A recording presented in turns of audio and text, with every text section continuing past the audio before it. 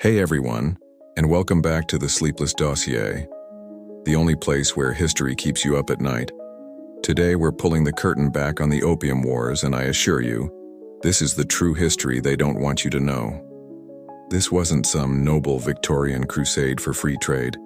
It was a global game of chicken, played by a superpower terrified of going broke, and a dynasty that believed it was the center of the universe. The whole affair is a masterclass in public deception, state-sponsored crime, and the kind of geopolitical cynicism that makes modern scandals look like child's play.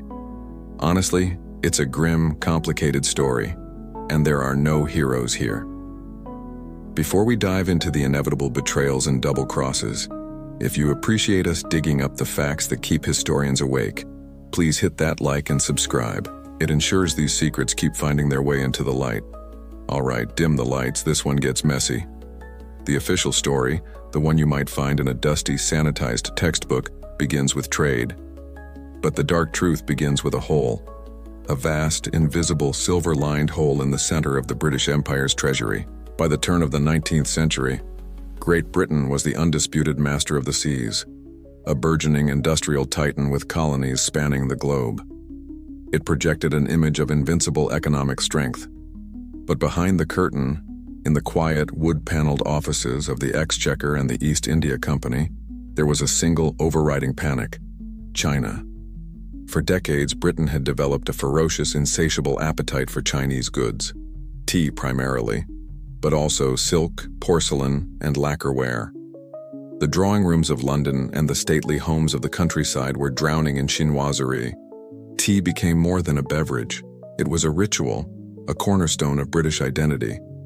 And every single pound of it, every delicate cup and painted vase, had to be paid for.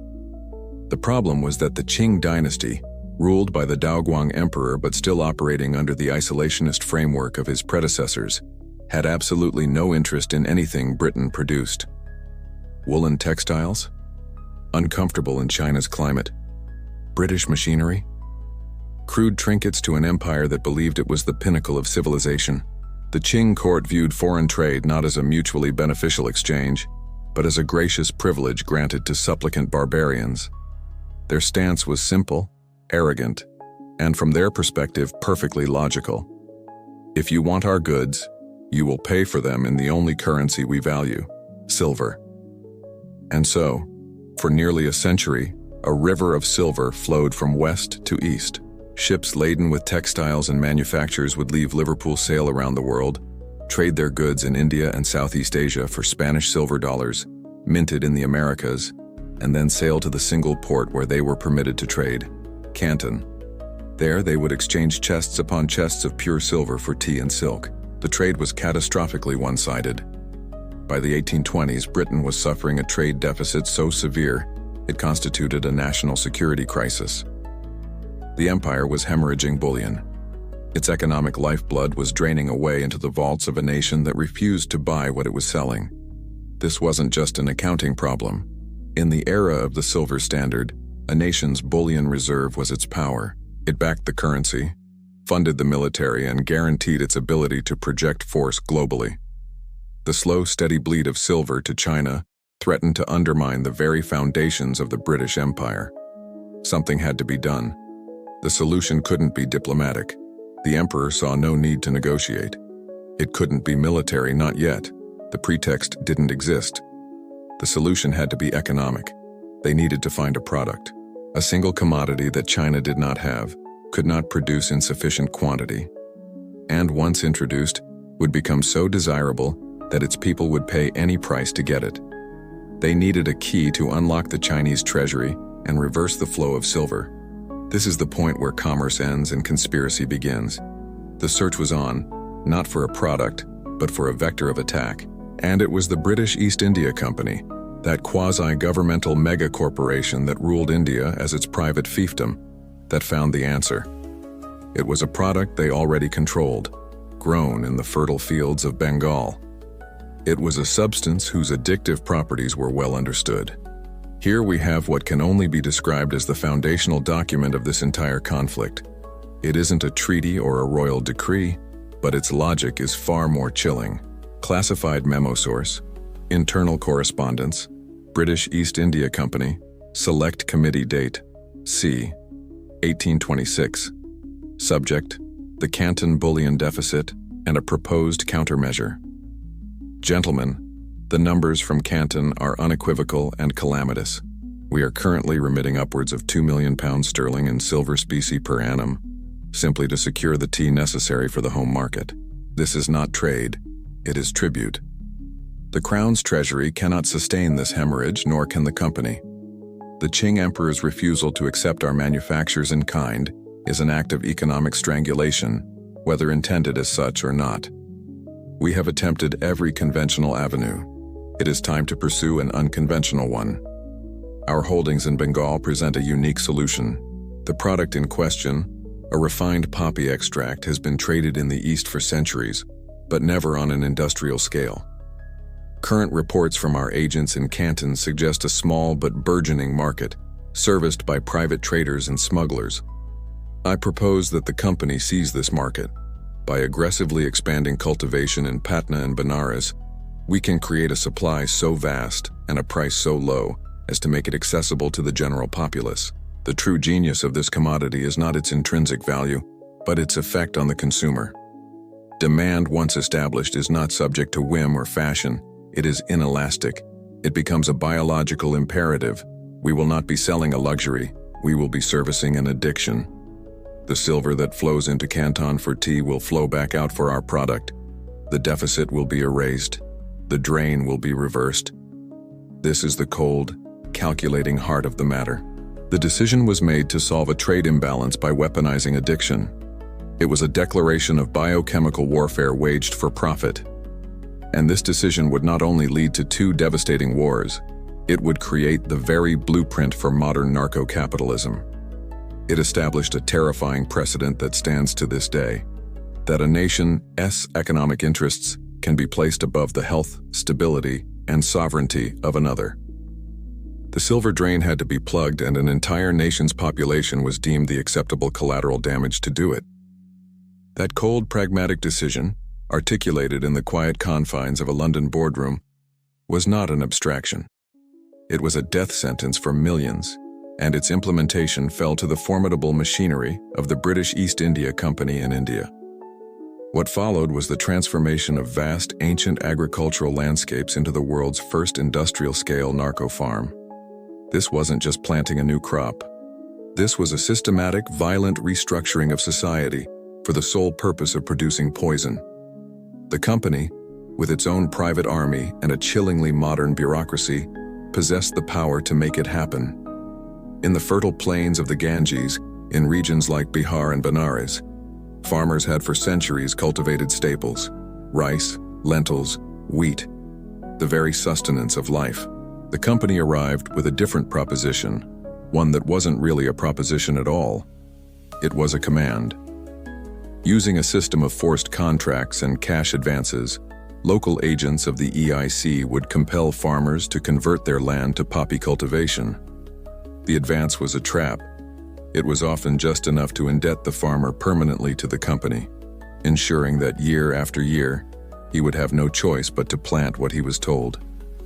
Any resistance, any attempt to revert to growing food, was met with brutal enforcement by the company's revenue police or, if necessary, its soldiers.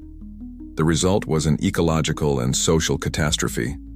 Land that once fed the population was now dedicated to a non-edible cash crop, destined for a foreign market.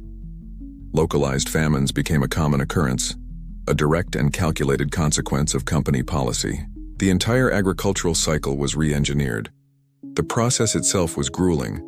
Tens of thousands of laborers, often entire families, would move through the fields at dawn. With a special multi-bladed tool called a nushter, they would delicately lance the unripened poppy pods. For the rest of the day, a milky white latex would ooze out and dry on the pod's surface. The next morning, they would return to scrape off the crude opium. It was back-breaking work for pitiful pay, all performed under the watchful eyes of the company's overseers. This raw opium was then transported to the company's enormous processing factories, primarily at Patna and Ghazipur. These were not simple warehouses. They were sophisticated industrial facilities dedicated to refining the drug.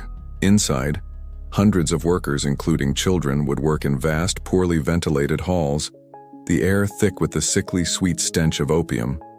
They would knead the raw product, test its consistency, dry it, and form it into large, perfect spheres. These spheres were then packed carefully with poppy petals into heavy wooden chests.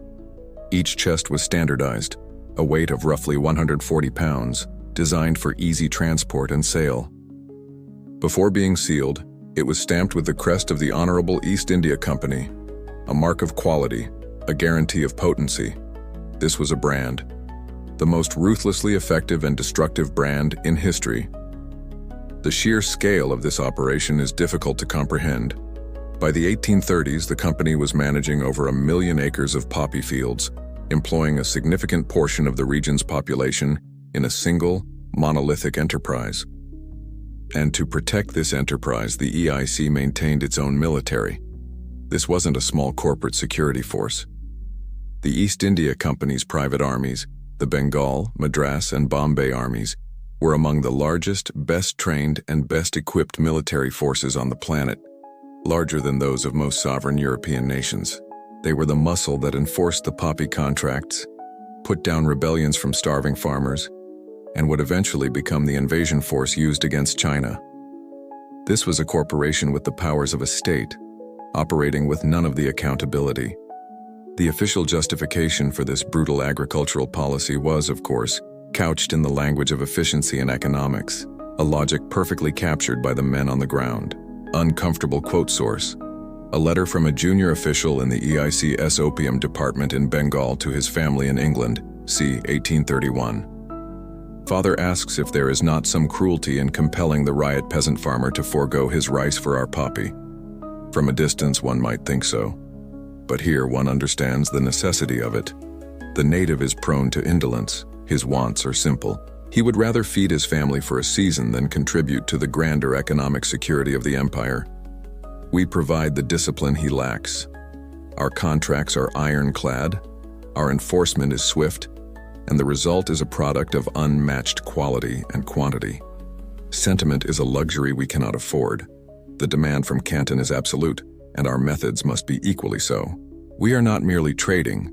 We are correcting a fundamental imbalance in the world's commerce, and that requires a firm, unwavering hand. This quote reveals the deep, rotting colonial mindset at the heart of the enterprise. The subjugation of the Indian farmer was not seen as a crime, but as a necessary, even civilizing act of management.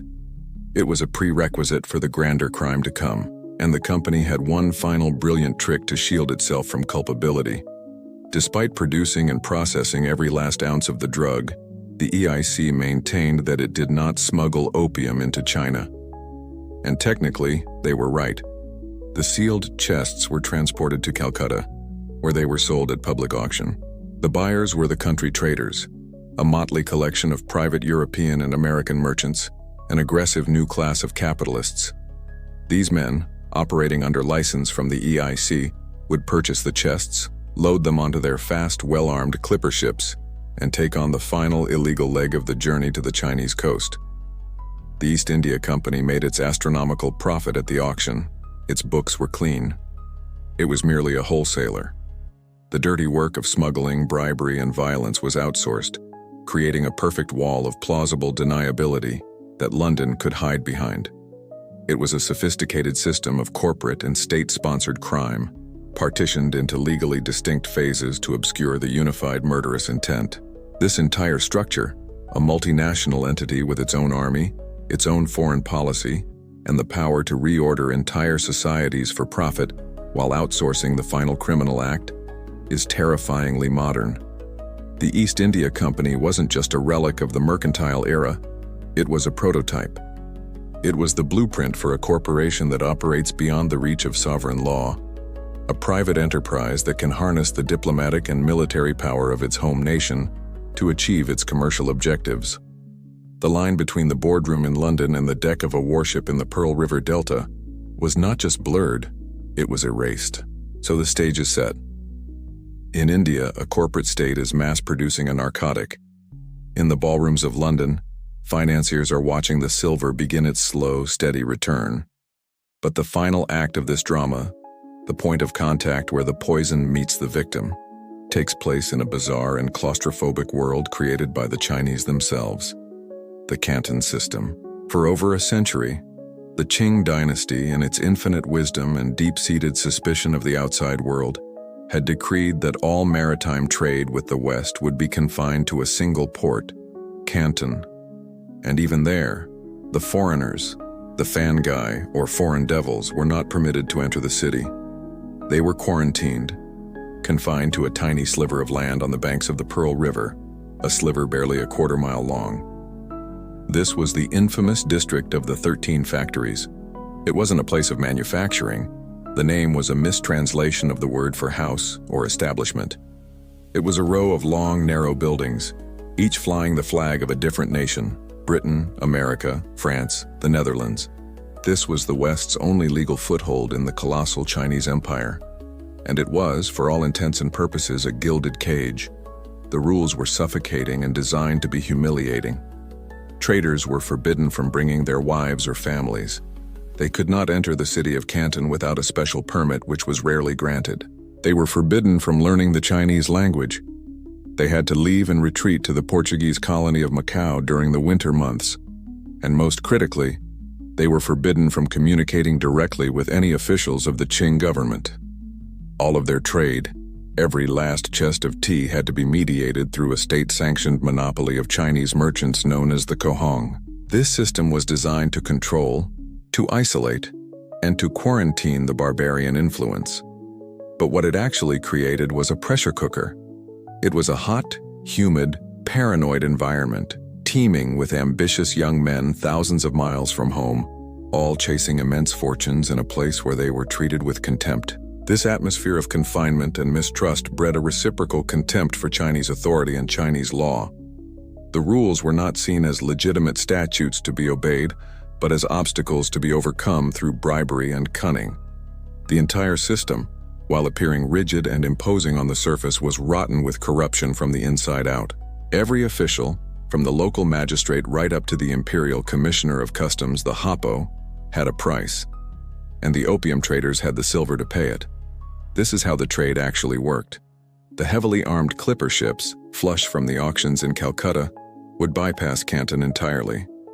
They would anchor at Linton Island, a desolate rock in the mouth of the Pearl River Delta.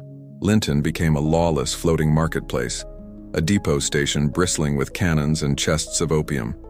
Here, the foreign merchants converted their stationary ships into floating warehouses. The final delivery was then undertaken by Chinese smugglers. These were local gangs and secret societies who operated fleets of swift, multi-oared boats, aptly named fast crabs or scrambling dragons. They would pull alongside the Western ships at Linton, pay for the opium chests with silver bullion, and then, using their local knowledge and a sophisticated network of bribes, they would spirit the drug up the river and deep into the mainland distribution networks. It was a perfect system. The Westerners could claim they never illegally imported opium into Chinese territory, and the corrupt local officials could grow rich while their superiors in Beijing issued impotent anti-drug edicts. The hypocrisy was staggering, a shared secret between the smugglers and the officials who were supposed to be stopping them. This was the reality of the Canton system, a reality best captured in the private thoughts of those who thrived within it. Uncomfortable quote source. From the private journal of a junior partner in a British trading firm, Canton, Taizhi, 11834. This evening concluded our business with Huqua of the Kohong. As is the custom, we spoke of tea prices and silk quality for an hour, all very civilized. Then as we parted, his clerk slipped me a note. It was not a receipt, but a schedule of donations required by the local mandarin for the upkeep of the river patrols next month. It is a price list for his blindness. We will pay it, of course. We all pay it. In the morning, this same mandarin will likely author a stern proclamation condemning the evils of the foreign poison, which will be posted on the city gates. We live in a grand theater of hypocrisy. The men in Peking write the script, the officials here perform it for their meager salaries, and we, the audience, pay for the tickets with silver and finance the entire production with opium. They pretend to enforce the law, and we pretend to obey it. It is a profitable arrangement for everyone but the poor souls who actually smoke the damned stuff. This passage lays bare the truth.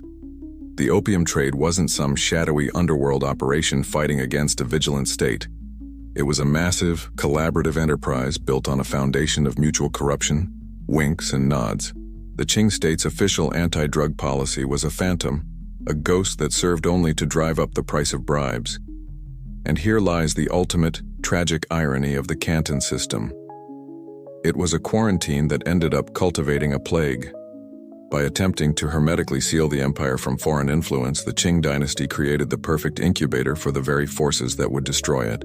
They concentrated all the West's most aggressive, amoral, and dynamic capitalist energies into a single, lawless point. They denied these traders legitimate avenues for communication or legal recourse, forcing them to resort to smuggling and espionage. And they allowed local corruption to become so endemic that the state's own laws became meaningless. The gilded cage of Canton did not protect China. It simply ensured that when the inevitable explosion came, it would happen right at its own front door, in a flash of gunpowder and shattered pride. The walls they built to keep the barbarians out had become a prison for themselves. Every corrupt system, every gilded cage breeds its own unique predators. While most foreign traders in Canton simply paid their bribes and played by the twisted rules of the game, a select few looked at the suffocating constraints and saw not a barrier, but a business opportunity. They didn't want to just exist within the system. They wanted to shatter it and write the rules for a new one. Out of this crucible of greed and confinement rose the firm of Jardine, Matheson & Co., the undisputed titan of the opium trade. And its founders, William Jardine and James Matheson, were not mere merchants. They were the architects of the coming war. William Jardine was the senior partner, a flinty, intimidating Scotsman known to the Chinese as the iron-headed old rat. He had come to the East as a surgeon's mate on an East India Company ship, a background that gave him a cold, clinical understanding of both medicine and human frailty. He was a master of logistics, a brilliant strategist, and utterly devoid of sentiment. His gaze was fixed on the balance sheet, and he viewed morality as an unaffordable luxury. He was the quiet, calculating brain of the operation. His partner, James Matheson, was the public face. Also a Scot, but more polished, more articulate. If Jardine was the strategist, Matheson was the propagandist. He was a tireless networker who understood the power of information. He managed the firm's correspondence, cultivated relationships, and would ultimately become the man to carry their agenda from the murky dens of Canton into the hallowed halls of the British Parliament. Together, they built an empire. By the 1830s, Jardine, Matheson, and Coburn controlled a staggering portion of the illegal opium trade, shipping thousands upon thousands of chests from India to the Chinese coast every year. But what set them apart wasn't just volume. It was their methods. They were pioneers of a new, aggressive form of capitalism that fused commerce with espionage. They built their own fleet of opium clippers, fast, sleek, heavily armed vessels designed to outrun both competitors and the Qing dynasty's pathetic naval patrols. But these ships served a dual purpose. Their captains were not just sailors, they were intelligence agents. They were under strict orders from Jardine to map uncharted coastlines, to survey the mouths of rivers, to take soundings of harbors, and to report on the strength and readiness of Chinese coastal fortifications. Every trade mission was also a reconnaissance mission. Furthermore, they established a sprawling network of informants. They paid local Chinese smugglers, not just for distribution, but for information. What was the mood in Canton? Which officials were reliable? What were the latest edicts from the emperor in Beijing? All of this intelligence flowed back to their headquarters in the British factory. To disseminate their views and shape the narrative, Matheson founded a newspaper, the Canton Register. On the surface, it was a trade journal. In reality, it was a propaganda organ, consistently arguing for a more aggressive British policy, decrying Chinese arrogance, and making the case for opening China, by force, if necessary. They were running a private intelligence agency and a public relations firm, all under the guise of a trading house, and their private correspondence reveals a chilling, premeditated desire for conflict. Uncomfortable. Quote source: a private letter from William Jardine in Canton to James Matheson, then in London, c. 1835. James, your reports from Westminster are disheartening but expected. They speak of diplomacy and patience. These are the words of men who do not understand the Oriental mind. We have been patient. We have paid the bribes. We have suffered the indignities. We have endured their insufferable arrogance. All for what? So they may arbitrarily threaten our property and our profits at the whim of some new official from Peking? No. This approach has reached the limits of its utility. The time for petitioning is over. You must make it clear to Palmerston and the others that the only language the Qing understand is force. A decisive and bloody lesson is required. One or two of their port cities, battered into submission, will do more to secure our interests permanently than a century of negotiation. Do not speak of the trade's particulars. Speak of British honor, of the flag, of the necessity of teaching these people their proper place. The investment in a small war will yield dividends for a generation. This is the smoking gun. This wasn't a conflict that befell them. It was a business plan. For Jardine, war was a strategic investment, a necessary expense to violently create a free and open market for his drug. When the East India Company's monopoly on British trade with China ended in 1834, Jardine and Matheson became the most powerful and influential voices on British policy. Matheson traveled to London and, with the full backing of their firm's immense wealth, began an intensive lobbying campaign. He met with the Foreign Secretary, Lord Palmerston. He fed him their privately gathered intelligence, painting a picture of a weak, corrupt, and arrogant China that was ripe for a military lesson. They skillfully reframed the debate. This was no longer about defending the profits of drug smugglers.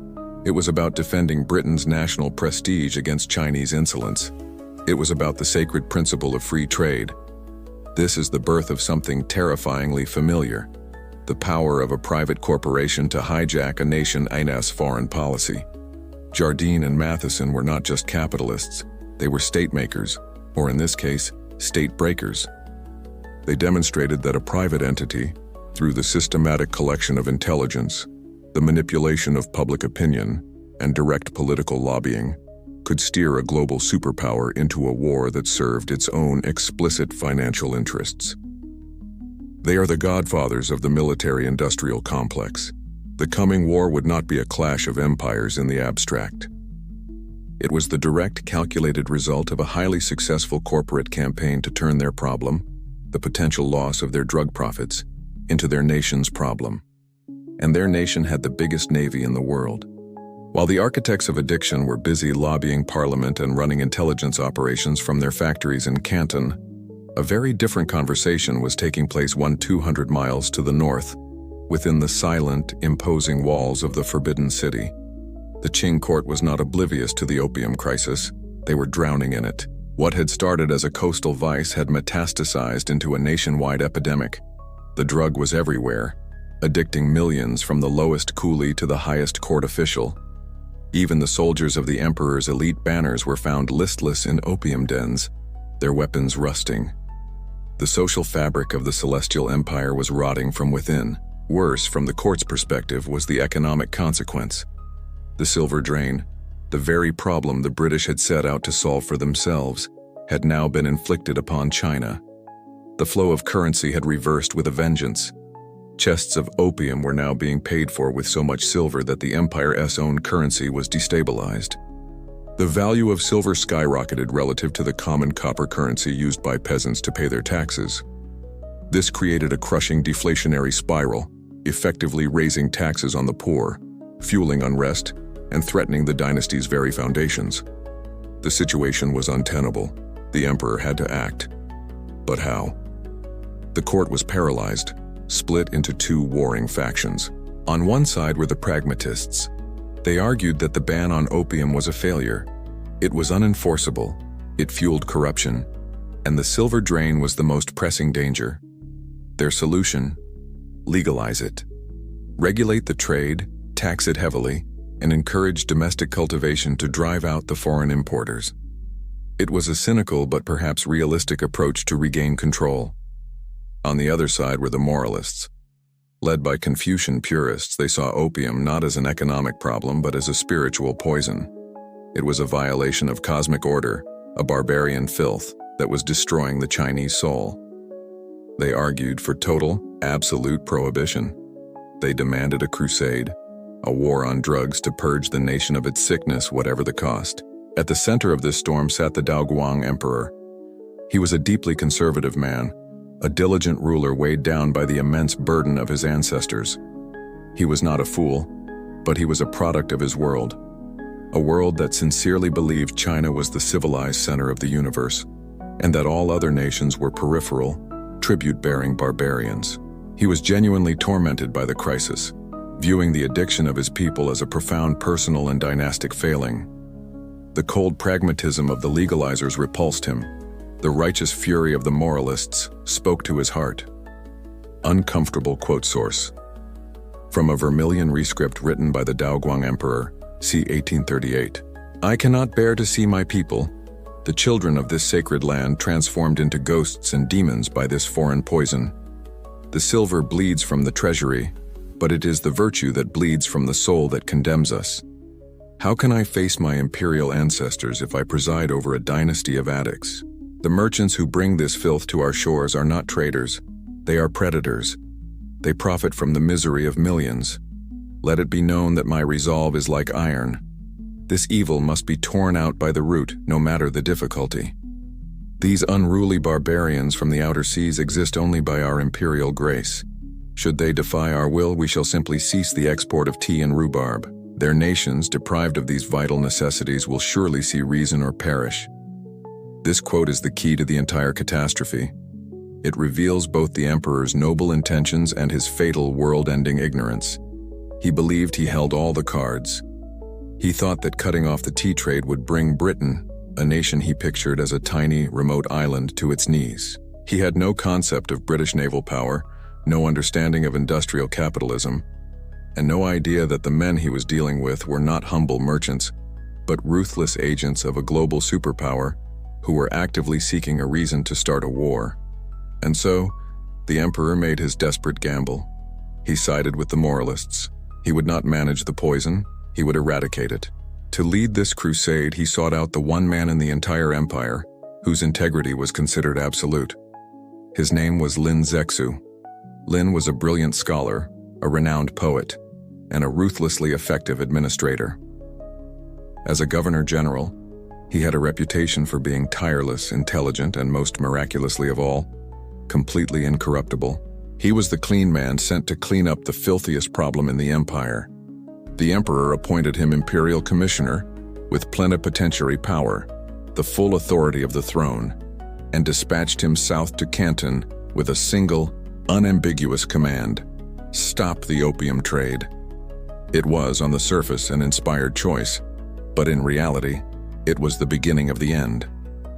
Lin Zexu was the perfect man to solve a domestic problem of corruption and law enforcement. He was precisely the wrong man to handle the geopolitical trap that had been laid for him.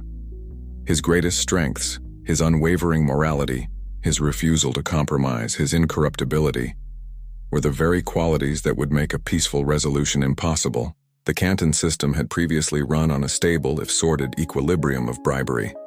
Lin Zexu did not take bribes. He did not negotiate with criminals. He followed the emperor's orders to the letter. He was a righteous hammer, and he was about to strike the trigger of the British gun that was already loaded and aimed directly at China's heart. In his attempt to save his country, the emperor had just sent its executioner his formal invitation. The invitation was accepted. In March of 1839, Imperial Commissioner Lin Zexu arrived in Canton like a righteous storm.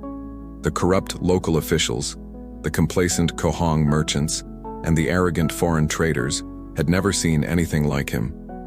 He did not request meetings, he issued summonses. He did not ask for bribes, he made arrests. Within days of his arrival, he had rounded up more than 1,700 Chinese opium dealers, purged the local bureaucracy, and severed the supply lines between the smugglers and their customers. He moved with a speed and moral certainty that paralyzed the entire system. This was not business as usual.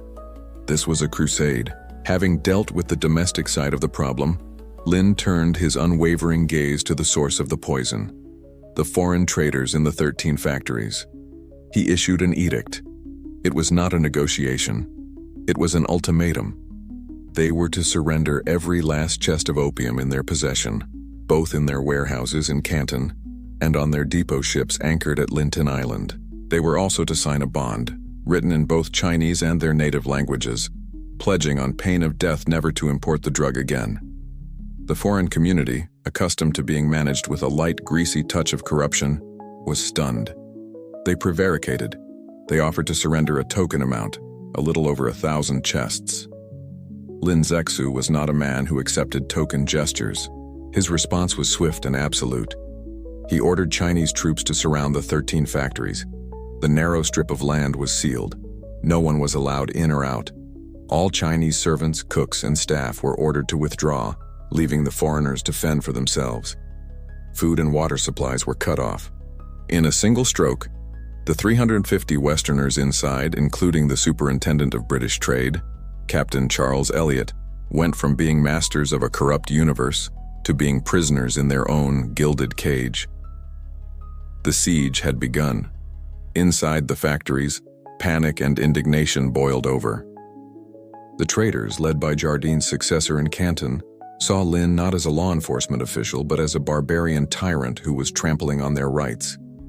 The idea that Chinese law could or should apply to them was an absurdity they refused to entertain. Their fury was incandescent. Uncomfortable quote source. Extract from a letter written by a British merchant, smuggled out of the blockaded factories in Canton, April 1839. We are now entering our 3rd week of captivity. We are held hostage by a fanatical Mandarin who believes himself the second coming of Confucius. He has surrounded us with his rabble in arms and deprived us of fresh food, all to compel us to surrender our lawfully purchased property. Our crime, it seems, is to have engaged in a trade which the local officials themselves have profited from for decades. This is not law. It is piracy conducted under the flag of state. Captain Elliot pleads for calm, but calm will not fill our bellies or our ledgers. Her Majesty's government cannot, it must not, permit this outrage to stand. An example must be made of this man and his emperor, lest every petty tyrant from here to Calcutta believe they can seize British property with impunity. This quote perfectly captures the cognitive dissonance of the traders. They were criminals demanding the rights of legitimate businessmen blind to the hypocrisy. Trapped with them was Captain Elliot, the official representative of the British Crown. He was caught between Lin's iron will and the traders' greedy desperation. He saw only one way out. In a move of bureaucratic genius that would change history, Elliot ordered the British merchants to surrender all their opium, not to Lin, but to him, acting on behalf of the British government. He issued them official receipts, guaranteeing full compensation from the Crown for their losses. With this single act, he transformed over 20,000 chests of illegal, privately owned contraband into the sovereign property of the British Empire. Lin Zexu had the victory he sought. The traders complied. Chest after chest of the dark, sticky drug was brought ashore. It amounted to over 1,400 tons of opium, a staggering quantity with a street value of over £2 million sterling, a fortune at the time. But Lin was not just going to seize it, he was going to annihilate it, to erase it from the world in a public spectacle of moral purification. On the beach at Human, his engineers dug 3 enormous trenches. The chests were broken open, and the balls of opium were dumped in, crushed and mixed with salt and lime to break down the alkaloids. Then, the sluice gates were opened, and the waters of the Pearl River were channeled in, churning the foul mixture into a slurry that was washed out into the South China Sea. The process took 23 days. Lin composed a prayer to the spirit of the sea, apologizing for polluting its waters with this poison. It was an act of immense symbolic power. For China, it was a moment of catharsis, a sovereign nation finally standing up and cleansing itself of a foreign plague. Lin Zexu was a national hero, but in the cold, cynical calculus of geopolitics, it was a catastrophic blunder. This great bonfire of profit was the trigger. It was the physical, tangible event the war hawks in London had been praying for. The destruction of the opium was no longer a domestic drug bust. Thanks to Captain Elliot's quick thinking, it was now the mass destruction of British government property. It had a price tag, and that price tag became the pretext. The entire, sordid criminal enterprise could now be laundered into a noble cause. This wasn't about drugs anymore. It was about protecting private property. It was about retaliation for an insult to the crown. Lin Zexu, in his magnificent, righteous, and tragically naive act of law enforcement, had just handed his enemies the perfect casus belli. He had given them the receipt for a war. With the poison washed out to sea, Commissioner Lin could be forgiven for believing he had won. He had broken the smuggling rings, expelled the foreign troublemakers, who had retreated sullenly to Macau, and successfully carried out the emperor's sacred decree. From a domestic, legal, and even moral perspective, his victory was total.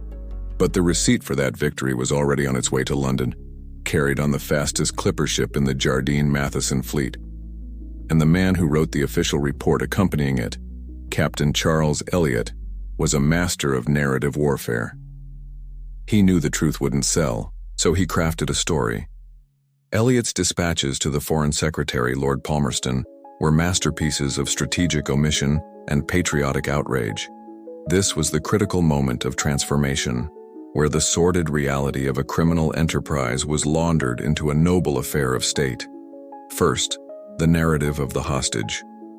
Elliot described the blockade of the factories in the most dire terms, portraying himself and the 350 traders not as criminals resisting law enforcement, but as innocent British subjects, including a crown official held captive by a capricious and hostile government. It was an act of state-sponsored kidnapping. Second, the narrative of property. The word opium was conspicuously downplayed. Instead, Elliot spoke of goods, merchandise, and property. And thanks to his masterstroke of taking possession of the opium on behalf of the crown, it was now British property. Its destruction was not the disposal of contraband.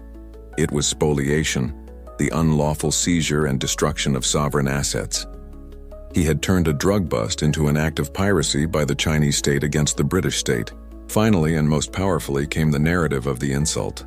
This was the emotional accelerant. Elliot meticulously detailed every perceived slight from Commissioner Lin.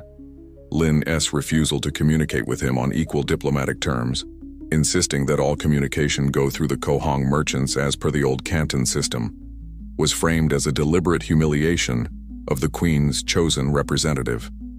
The edicts, the blockade, the demands, every action taken by Lin to enforce his country's laws was twisted and presented as a direct calculated insult to the British flag and to British national honor.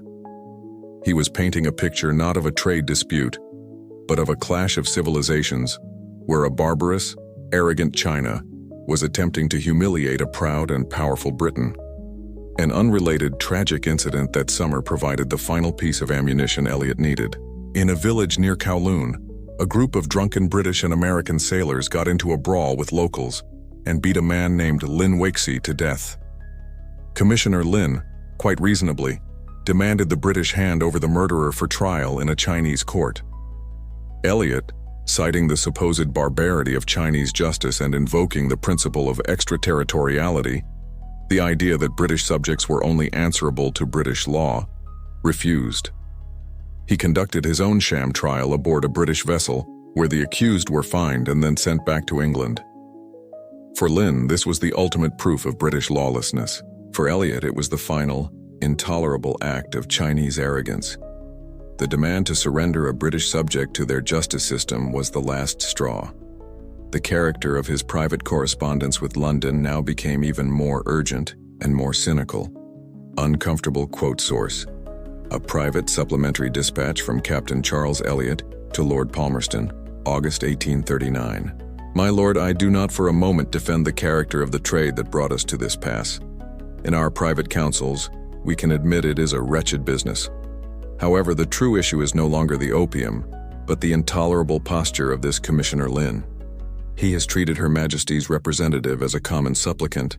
He has subjected our people to siege, and he now demands we surrender a British sailor to his primitive and torturous justice. To concede on this would be to admit the supremacy of his emperor over our queen in matters concerning our own subjects. The original dispute, sordid as it was, is now entirely secondary. It is their method, their utter contempt for the dignities and norms of international relations, that constitutes the real injury. This is an injury to our national standing, a calculated effrontery that I fear can only be answered by the guns of the fleet. This is the whole strategy in a nutshell. Pivot from the indefensible crime to the procedural insult. The news packaged in this explosive narrative reached London in late 1839 and ignited a firestorm. The press, fed a steady diet of outraged letters from merchants in Canton, screamed for retribution. William Jardine, now retired from the trade and living in London, worked tirelessly behind the scenes, meeting with politicians and supplying them with his firm's intelligence. The opium lobby went into overdrive. The story was simple, powerful, and effective. Our people were held hostage, our property was destroyed, and our flag was insulted. This is the dark genius of imperial power. It's not just about having more guns. It's about telling a better story. The British government and its corporate allies could never have launched a war under the banner of the right to sell drugs. It was morally indefensible and politically suicidal, but a war for national honor, for the protection of British subjects, for the sanctity of private property. That was a war the public could support and Parliament could vote for. They successfully buried the uncomfortable truth beneath a simple, emotionally resonant, and profoundly dishonest narrative of patriotic duty. The conflict was essentially won on the pages of London newspapers and in the corridors of Westminster before the first Royal Navy warship had even left port. The story arrived in London, perfectly packaged, emotionally charged, and delivered directly into the hands of the one man in Britain with the political will and imperial vision to do something about it. That man was Henry John Temple, the 3rd Viscount Palmerston, the British Foreign Secretary. To understand the Opium War, you have to understand Palmerston. He was no one's fool, and certainly not a mere puppet of the opium merchants. He was a master of the great game, a British nationalist of the highest order, arrogant, pragmatic, and utterly ruthless in his pursuit of British interests. He saw the world as a chessboard, and he was Britain's grandmaster. The merchant's plight in Canton was not to him a crisis to be managed. It was an opportunity to be seized. For decades, the British establishment had chafed under the restrictions of the Canton system.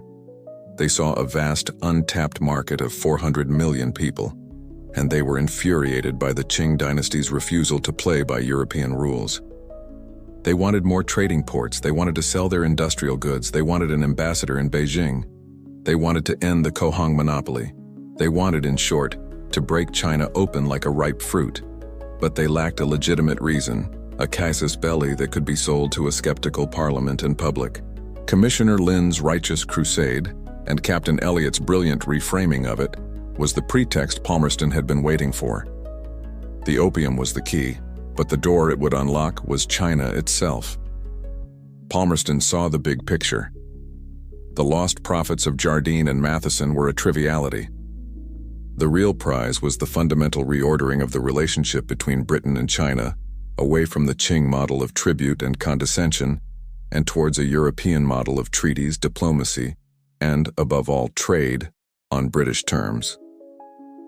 The insult to the crown was the perfect public justification for a policy of coercion he had long wished to pursue. This was never a spontaneous reaction to a crisis. It was the activation of a long, dormant plan. His private communications to the cabinet were not those of a man seeking justice for victimized traitors, but of a strategist laying out a plan for imperial expansion. Uncomfortable quote source: a confidential memorandum from Lord Palmerston to the British cabinet, late 1839. Gentlemen, whether the trade in Bengal opium is a moral one is a question for theologians, not for statesmen. Our concern is twofold. First, a British official has been menaced and British property destroyed by the Chinese government, an act which, if left unpunished, will critically diminish our standing in the eyes of every potentate from Constantinople to Edo. Our entire position in Asia rests upon a perception of invincible strength. That perception has been challenged. Second, and more strategically, this incident provides us with the unimpeachable leverage we have long sought to compel the Emperor of China to abandon his posture of isolation. The expedition I propose is therefore not merely punitive.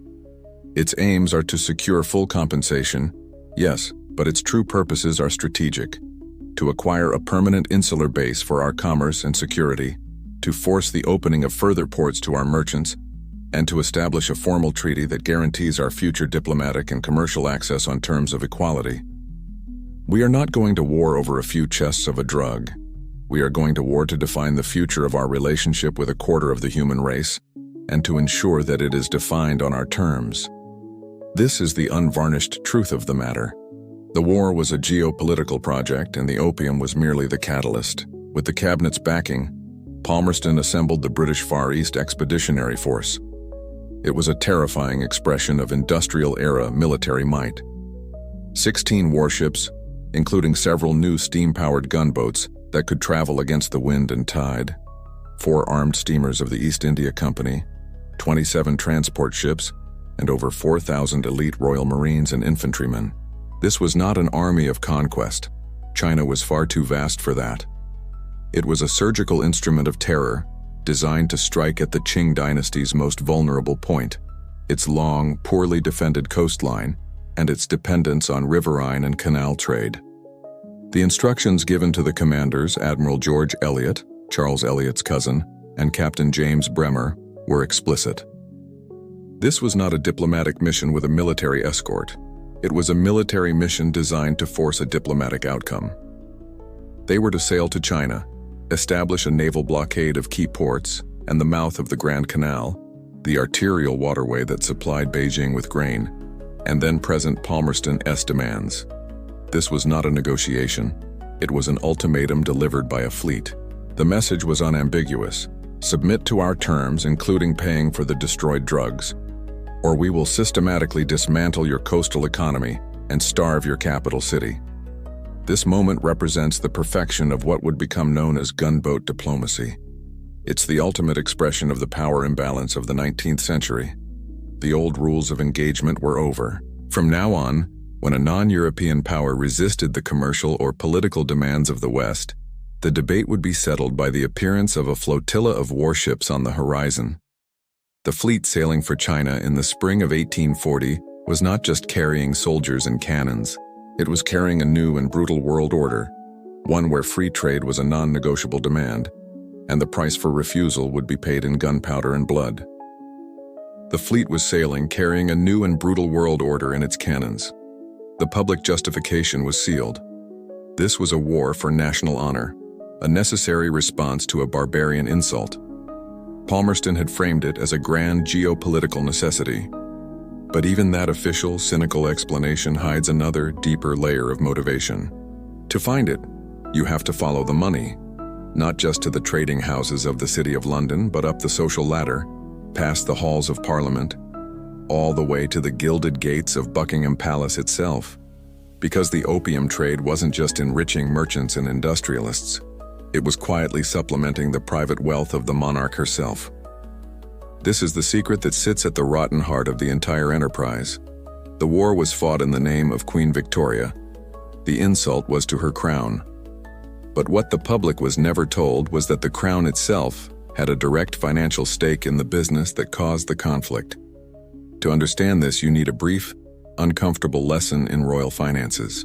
The British monarch has 2 sources of income: the public funds granted by Parliament for official duties, what we would now call the sovereign grant, and the monarch's private wealth, managed by an office known as the Privy Purse. This private fortune, derived from vast estates like the Duchy of Lancaster, was and is invested to generate income, just like any other portfolio of a high net worth individual. In the early 19th century, there was no more powerful or profitable corporation on earth than the Honorable East India Company. It was the Google, the Amazon, and the Blackwater of its day, all rolled into one. Its stock, East India stock, was the bluest of blue-chip investments, a cornerstone of any serious aristocratic or institutional portfolio. It was considered as safe as the Bank of England, and, thanks to its various monopolies and its own private army, vastly more profitable. It would have been financial malpractice for the Queen's advisors not to have a portion of her private wealth invested in it. And buried in the quiet, leather-bound ledgers of the royal household, that's exactly what you find. Through a series of discrete transactions and portfolio management decisions, the Privy Purse ensured the Queen's personal fortune was buoyed by the fortunes of the East India Company. So when the company perfected its industrial-scale opium production in Bengal, leading to record profits from the auctions in Calcutta, the dividends paid out to its stockholders soared, and a portion of that dividend, money generated directly from the sale of narcotics, flowed quietly into the accounts that constituted the private wealth of Queen Victoria. She was, in effect, a silent shareholder in the world's largest and most successful drug cartel. Of course, the system was designed with perfect plausible deniability. The young queen would not have been personally directing her stock purchases. That was the job of her financial advisors, the keeper of the Privy Purse, men whose sole duty was to protect and grow the monarch's wealth. Their communications about these matters were, as you would expect, exquisitely discreet. Uncomfortable quote source.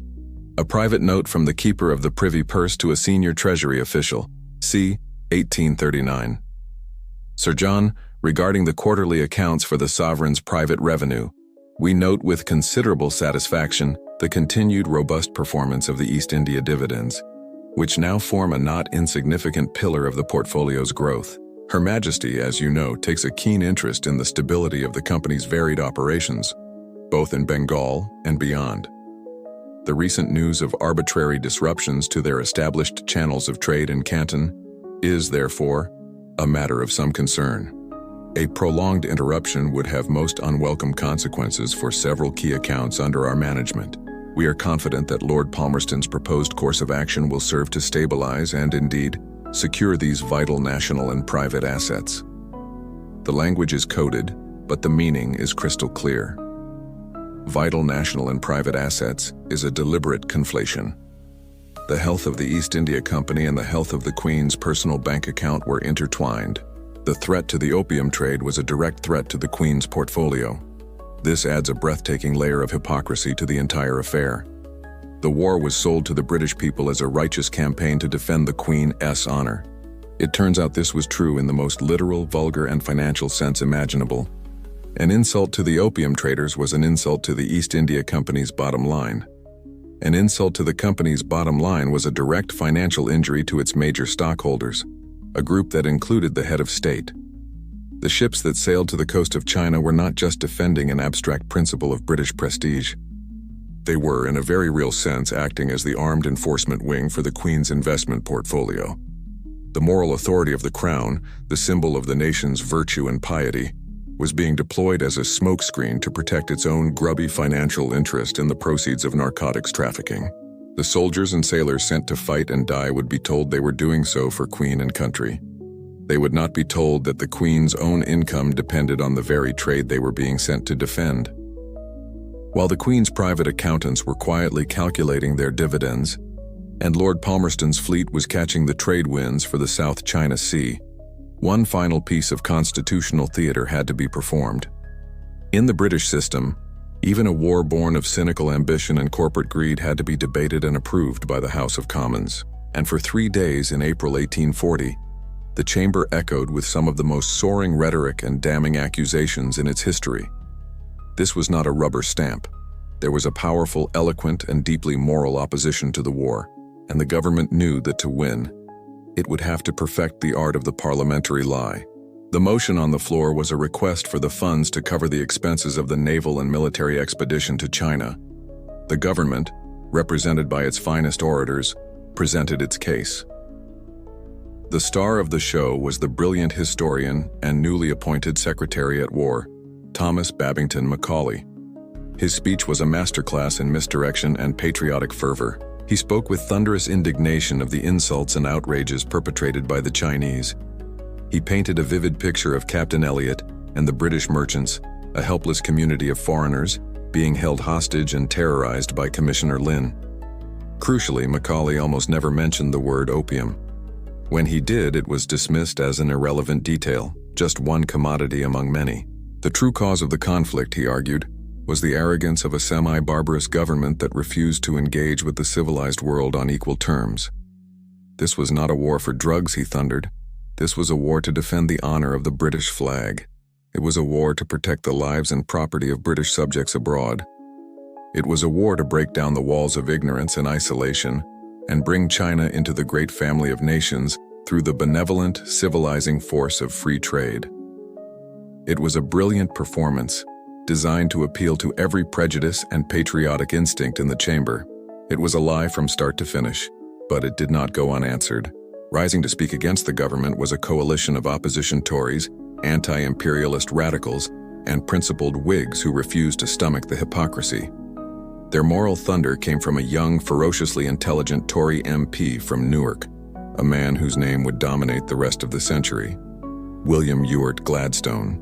Gladstone was a devout Anglican, and he saw the war for what it was, a national sin. He rose and delivered one of the most blistering attacks on a government's foreign policy ever heard at Westminster. His words, recorded for history, need no embellishment. They are a perfect indictment from a man who was there, uncomfortable. Quote source, William Ewart Gladstone, speaking in the House of Commons, 8th April 1840. I am not competent to judge how long this war may last, but that it is a war more unjust in its origin, a war more calculated in its progress to cover this country with permanent disgrace, I do not know, and I have not read of. The right honorable gentleman opposite spoke of the British flag waving in glory at Canton. That flag is hoisted to protect an infamous contraband traffic, and if it were never to be hoisted except as it is now hoisted on the coast of China, we should recoil from its sight with horror. Justice is involved in this matter. You have destroyed the lives of thousands of Chinese, and all this you have done because you are stronger, and they are weaker. You are talking of making war upon a people who have no defensive armor to oppose our dreadful artillery. The consciousness of your strength is, it seems, to be the measure of your justice and your morality. Under the auspices of Queen Victoria's name, the flag of Great Britain is to be hoisted for the purpose of protecting an infamous traffic. I trust that the House will be cautious of placing the government in a position to take measures for the vindication of our honor, which is not and cannot be sullied by any acts of the Chinese. Gladstone's speech was a moral broadside. He called the trade infamous, the war disgraceful, and he accused his own government of bullying a weaker nation for the sake of a criminal enterprise. He was not alone. The opposition argued passionately that to go to war to force a country to accept a poison it had lawfully banned was a stain on the nation's character from which it would never recover. For 3 days, the fate of the war and of China hung in the balance. The government whips, backed by the immense lobbying power of the City of London and the opium merchants, worked frantically behind the scenes to secure every possible vote. When the division bell rang late on the third night, the result was breathtakingly close.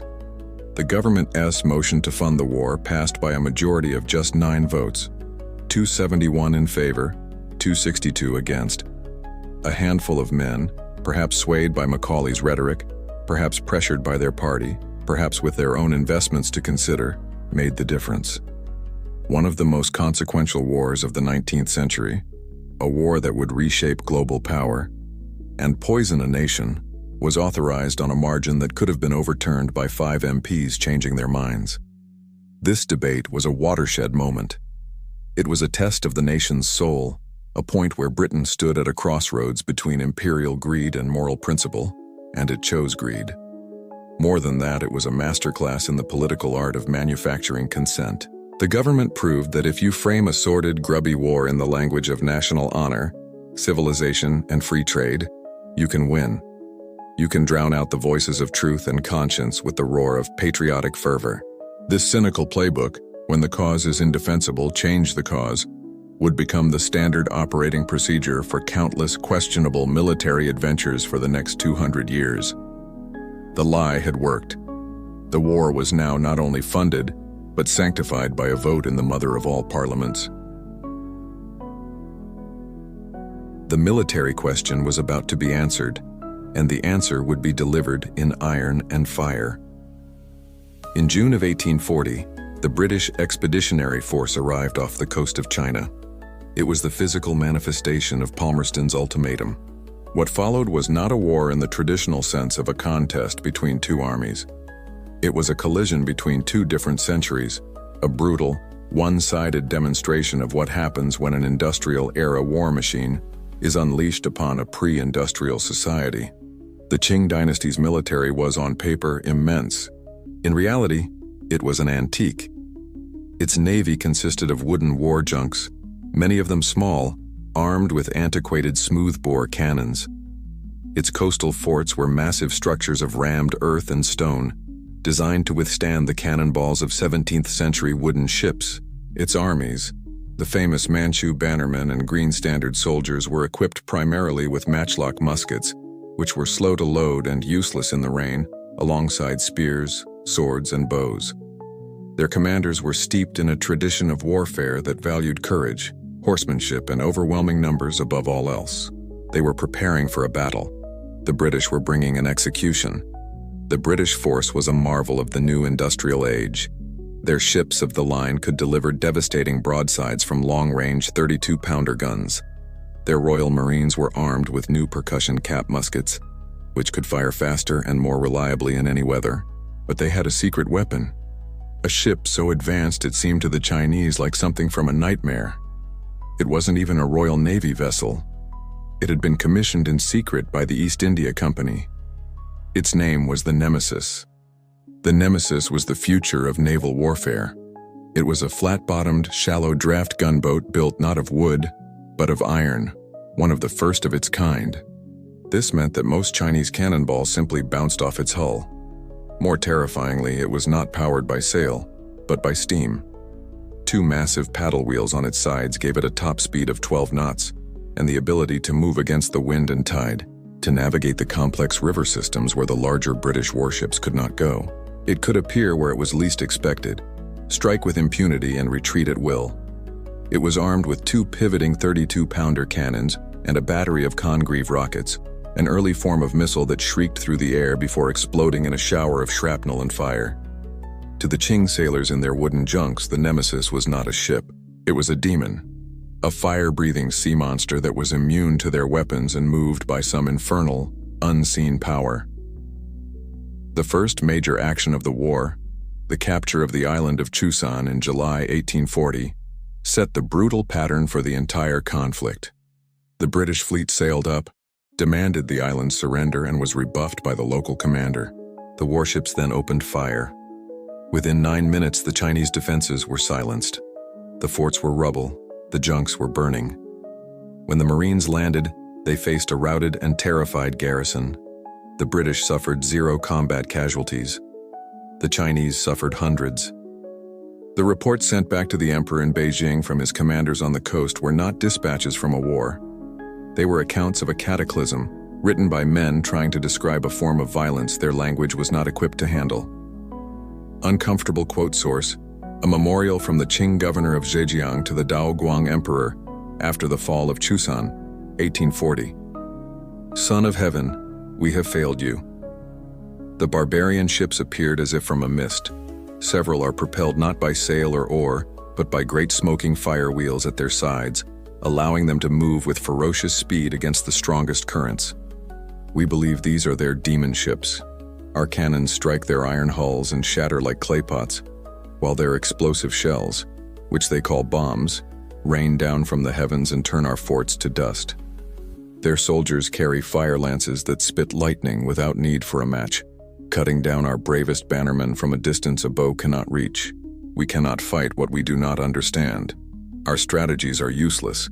It is as if we are fighting ghosts and demons who wield the very powers of thunder and fire. This was the technological shockwave that hit the Qing. At the Second Battle of Chuanpi in early 1841, the Nemesis single-handedly engaged a fleet of 15 war junks, methodically destroying 11 of them with its guns and rockets. It steamed into shallow bays where no ship of the line could follow, acting as an unstoppable predator. The war became a series of these brutally one-sided encounters. The British would sail up to a port city, obliterate its defenses from a safe distance, land their troops, and seize the city. This was the dawn of true asymmetrical warfare. The Opium War wasn't at to won in the parliamentary debates, or because of the righteousness of the British cause, which had none. It was won in the shipyards of Liverpool and the foundries of Manchester. It was a brutal lesson in the mathematics of industrial power. Courage was irrelevant when faced with a Congreve rocket. Numbers were meaningless against a naval cannon that outranged yours by a factor of 3. The Nemesis was more than a ship. It was a paradigm shift made of iron and steam. It was the terrifying proof that the Industrial Revolution had created not just new ways to produce goods, but new, terrifyingly efficient ways to kill, and that any nation which had not mastered this new dark art was now at the mercy of those who had. To be at the mercy of a power you cannot fight is to have your fate decided for you. For 2 years, the British Expeditionary Force had demonstrated its horrifying superiority up and down the Chinese coast, seizing port after port with clinical brutality. But this was all a prelude to the final decisive move. In the summer of 1842, a new British plenipotentiary, Sir Henry Pottinger, arrived with orders from Palmerston to end the war and secure the treaty. To do this, the British fleet executed a brilliant and devastating strategic maneuver. They turned away from the coast and sailed inland up the great Yangtze River. This was the economic jugular of the Qing Empire. The fleet, with the unstoppable Nemesis acting as its scout, smashed its way past the river forts, capturing the city of Qingyang after a battle of shocking ferocity. Here, the Manchu Tartar garrison, knowing they were beaten but refusing to surrender, fought to the death, killing their own wives and children before making their final hopeless charges against British bayonets. It was a vision of hell, a testament to the futility of courage in the face of industrial firepower. But the true target lay further upriver. By August, the British fleet, now numbering over 70 vessels, had anchored outside the ancient city of Nanking, China's former southern capital. More importantly, they now controlled the intersection of the Yangtze River with the Grand Canal. This was checkmate. The Grand Canal was the arterial waterway that carried grain and tribute from the fertile south to the capital, Beijing. By threatening to sever it, the British were holding a knife to the throat of the Qing dynasty. They could starve the capital. The Daoguang Emperor, faced with the collapse of his empire's logistical heart and the prospect of mass unrest, finally broke. He had no cards left to play. He authorized his imperial commissioners to sue for peace on whatever terms the barbarians demanded.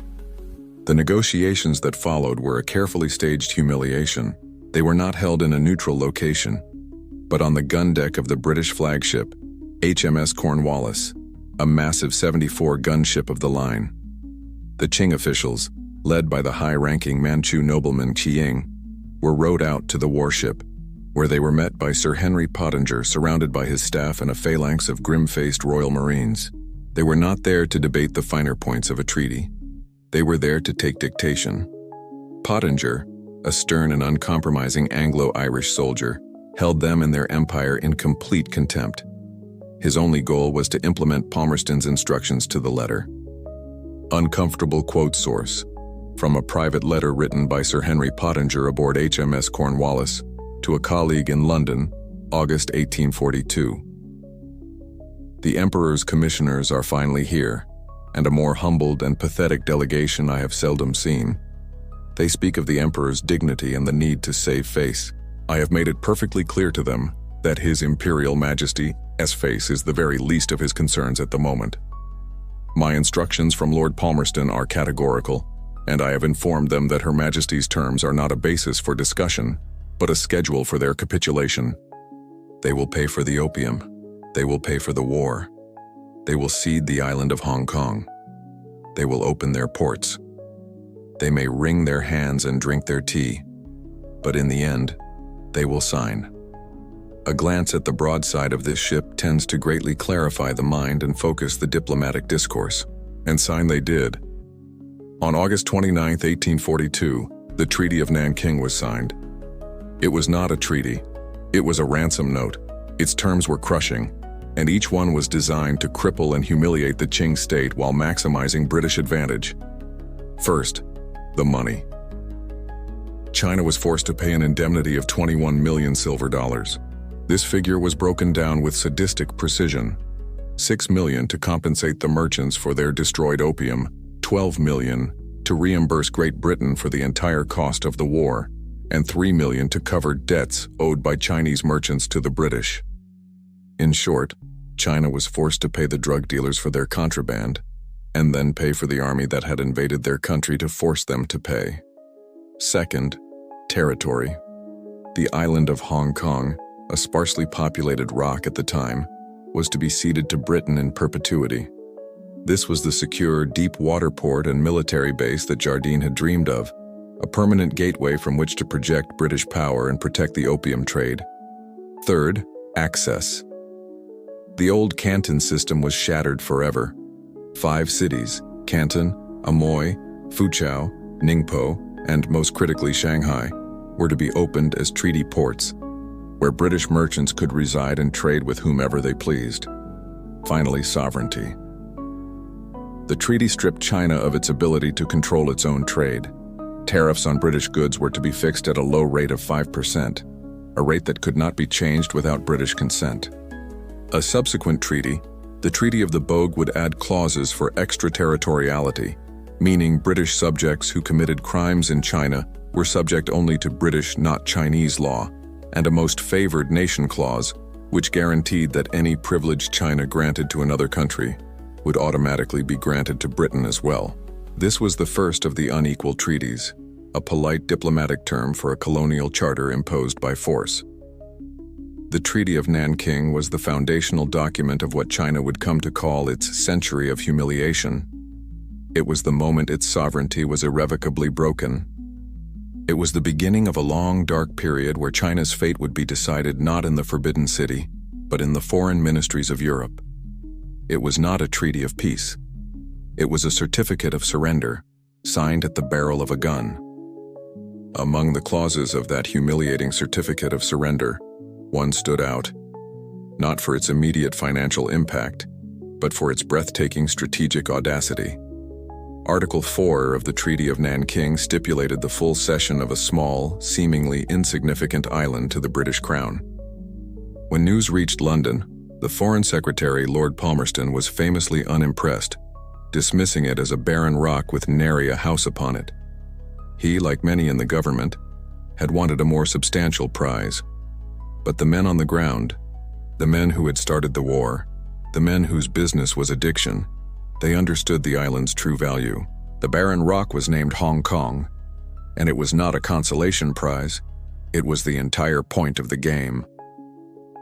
Before the British flag was formally hoisted in 1842, Hong Kong was little more than a scattering of sleepy fishing villages and a haven for pirates, its only notable feature being the magnificent, deep and sheltered harbor that lay between it and the mainland. It was a place of no consequence. After the treaty, it became the strategic linchpin for the next 150 years of British imperial power in Asia. Its transformation was immediate, and its purpose was singular and unambiguous. Hong Kong was founded to be the fortified, sovereign, and permanent headquarters for the China opium trade. It was the solution to every problem the traders had faced in the old system. The floating depot at Linton Island had been insecure, temporary, and technically in Chinese waters. The factories at Canton had been a prison. Hong Kong was different. It was now British soil. Here, under the protection of the Royal Navy and the guns of a newly constructed garrison, the opium merchants could build permanent warehouses or godowns. They could anchor their ships without fear of seizure. They could finance their operations through new banks, subject only to British law.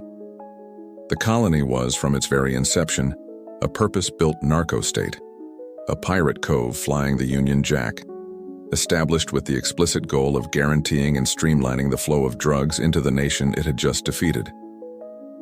The very men who had lobbied for the war were the first to cash in. At the colony's first official land auction, the first and choicest plot was purchased by Jardine, Matheson and Co. They immediately constructed a palatial headquarters overlooking the bay. Other opium firms like Dent & Koser quickly followed, buying up the waterfront and building the infrastructure for their trade. The colony's first governor, Sir Henry Pottinger, promptly declared Hong Kong a free port, meaning no customs duties or tariffs would be levied on any goods coming in or out. This was a public invitation to every smuggler and shady dealer in the East. The island's entire early economy, its shipping, its warehousing, its banking, its insurance, was built around servicing the logistics of the opium trade. The architects of this new reality were jubilant. They had not only won the war but had secured a permanent base of operations from which to continue their business. Now, with the full military and legal backing of the British Empire, their private correspondence from this period radiates a triumphant, untouchable cynicism. Uncomfortable. Quote source: a letter from a senior partner at Jardine, Matheson and Comer in Hong Kong to an associate in London, 1843. Palmerston may call it a barren rock, but he fails to see as a merchant does. They have given us our own Gibraltar at the very gates of China. Forget the frustrations of Canton, with its grasping mandarins and their endless demands for tea money. Here, under the guns of Murray Barracks, we can land the Bengal and Malwa cargo without apology or interference. This rock is not a colony in the traditional sense. It is our fortress, our counting house, and our warehouse all rolled into one. From this perfect vantage, we can ensure the smooth and profitable distribution of product into the mainland for generations to come. The Royal Navy protects the harbor, and we shall tend to the commerce. It is a most perfect and profitable arrangement. This was the perfect arrangement. Hong Kong became the great entrepot of the drug empire. The large, slow clippers would sail from India and unload their vast cargoes into the secure godowns of Hong Kong. From there, the opium would be transferred to smaller, faster, locally owned vessels that would then fan out across the South China Sea, delivering the poison not only to the 5 new treaty ports but to hundreds of clandestine landing spots up and down the sprawling, porous Chinese coastline. The colony was the heart of the operation, pumping opium into the arteries of China. And so began the great myth of Hong Kong, a myth that persists to this day. The official story is one of British ingenuity, of laissez-faire capitalism, of the rule of law turning a barren rock into one of the world's most dazzling financial centers. It's a convenient and inspiring story. It's also a deliberate fabrication that erases the city's foundational sin. The free market that Hong Kong was built to champion was, first and foremost, a free market for a narcotic. The rule of law that it established was a legal framework designed to protect the assets of the world's biggest drug traffickers. The vast fortunes that were made, the skyscrapers that would eventually rise the entire vibrant miracle of the city's prosperity, all of it is built upon a bedrock of opium chests and financed by the addiction and misery of millions on the mainland. The history of Hong Kong is not a success story, it's a ghost story. The history of Hong Kong is a ghost story, haunted by the specter of the drug that built it. But the British Empire did not just deal in ghosts, it also dealt in the Holy Ghost. As the ink dried on the Treaty of Nanking and the 5 new treaty ports, Canton, Amoy, Foochow, Ningpo, and Shanghai, were forced open. It wasn't just the opium merchants who saw an opportunity. Following close behind the warships and the clippers came a different kind of invading force. An army of men and women armed not with rifles, but with Bibles. The Christian missionaries had arrived, ready to save the souls of the very people their countrymen were busy poisoning. This is one of the most grotesque and revealing contradictions of the entire colonial project. On the one hand, you have the hard power of the state, the gunboats, the marines, the unequal treaties that strip a nation of its sovereignty for commercial gain. On the other, you have the soft power of the church, the missionaries who arrive in the wake of this violence, preaching a gospel of love, peace, and universal brotherhood. In 19th century China, these two forces were not just parallel, they were symbiotic. The traders blasted open the door, and the missionaries walked through it, intending to redecorate the house in the image of a Christian God. These were often sincere, dedicated, and incredibly brave individuals. They left the comforts of home to travel to a distant, often hostile land. They learned difficult languages, established schools, opened hospitals, and brought Western medicine to places that had never seen it. They did this because they genuinely believed they were engaged in a civilizing mission, bringing the light of the gospel to what they saw as a dark, pagan land. They believed in the moral and spiritual superiority of their faith and their culture, and they saw it as their sacred duty to share it. But the ground upon which they built their chapels was soaked in blood and hypocrisy. In a port like Shanghai, A missionary could stand on the waterfront and deliver a sermon on the evils of temptation and sin, while just a few hundred yards away, a British or American clipper was unloading hundreds of chests of opium. They offered to heal the sick in their clinics, while the trading houses next door, run by men they would attend church with on Sunday, were the direct cause of the sickness, the mass addiction that was ravaging the population. This was a contradiction that was not lost on the Chinese. To them, the distinction between the trader, the soldier, and the priest was academic. They all came from the same ships. They were all white-faced, long-nosed barbarians. They were all part of the same violent intrusion into their world. The message of Christian love rang hollow when it was delivered from a nation that had just proven itself to be the most ruthlessly effective drug pusher in human history. For the missionaries on the ground, this was a daily, soul-crushing crisis of faith. How could they possibly make converts? How could they speak of a just and loving God when the actions of their own people were so manifestly unjust and hateful? Their private diaries and letters home are filled with this anguish. Uncomfortable. Quote source: from the private journal of a British missionary in Ningpo, c. 1844. Today I preached in the market square near the river, speaking of the boundless grace of our Savior, who offers redemption to all. A local scholar, a man of some years, approached me after the crowd had dispersed. He did not shout or curse me as some do. He spoke quietly, with a kind of weary sadness that was more cutting than any anger. He gestured to the harbor, where the clipper Red Rover, a vessel known to all as an opium ship, was at anchor. He asked me, "Teacher from the West, is this the grace your Savior teaches? To grow rich upon the ruin of our sons and the destitution of our families?" I confessed to God, I had no answer for him. I spoke of the evils of the world, of men who stray from God's path, but he simply shook his head. "He is your countryman," he said, "and he flies your flag. How do you offer a man the water of life with one hand when your brother is forcing him to drink poison with the other?" At night I pray for the souls of the Chinese, but I find myself wondering if I should not be praying for ours. This was the missionaries' impossible position. And yet the imperial machine they were a part of was relentless. Even the most well-meaning missionary ended up serving the colonial cause. As they ventured deeper into the country, learning the dialects, mapping the terrain, and documenting the local customs, they became an invaluable source of on-the-ground intelligence. Their reports and maps were eagerly consumed by diplomats, military planners, and corporations back home, paving the way for further economic and political penetration. Ultimately, the missionaries were the cleanup crew. They were the soft human face of an inhumanly brutal enterprise. Their schools and hospitals, their charity and their prayers, were a form of moral laundering for the violence that made their presence possible. They offered salvation to the victims of a crime that their own civilization was committing, a gesture of compassion that served to mask and perhaps even to justify the profound world-breaking injustice of the entire colonial project. They were, whether they knew it or not, the spiritual department of the same firm whose commercial department ran the opium. While the missionaries tended to the spiritual wreckage, the commercial department of the great imperial enterprise was busy auditing the results of the war, and the shareholders were growing restless. The Treaty of Nanking had been a stunning military and strategic success. It had secured compensation, opened 5 ports, and delivered the magnificent prize of Hong Kong. The opium trade, now operating with near impunity from its new fortified base, was more profitable than ever.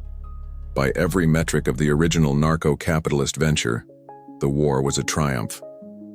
But the war had been sold to the wider British industrial class on a much grander promise: the opening of China.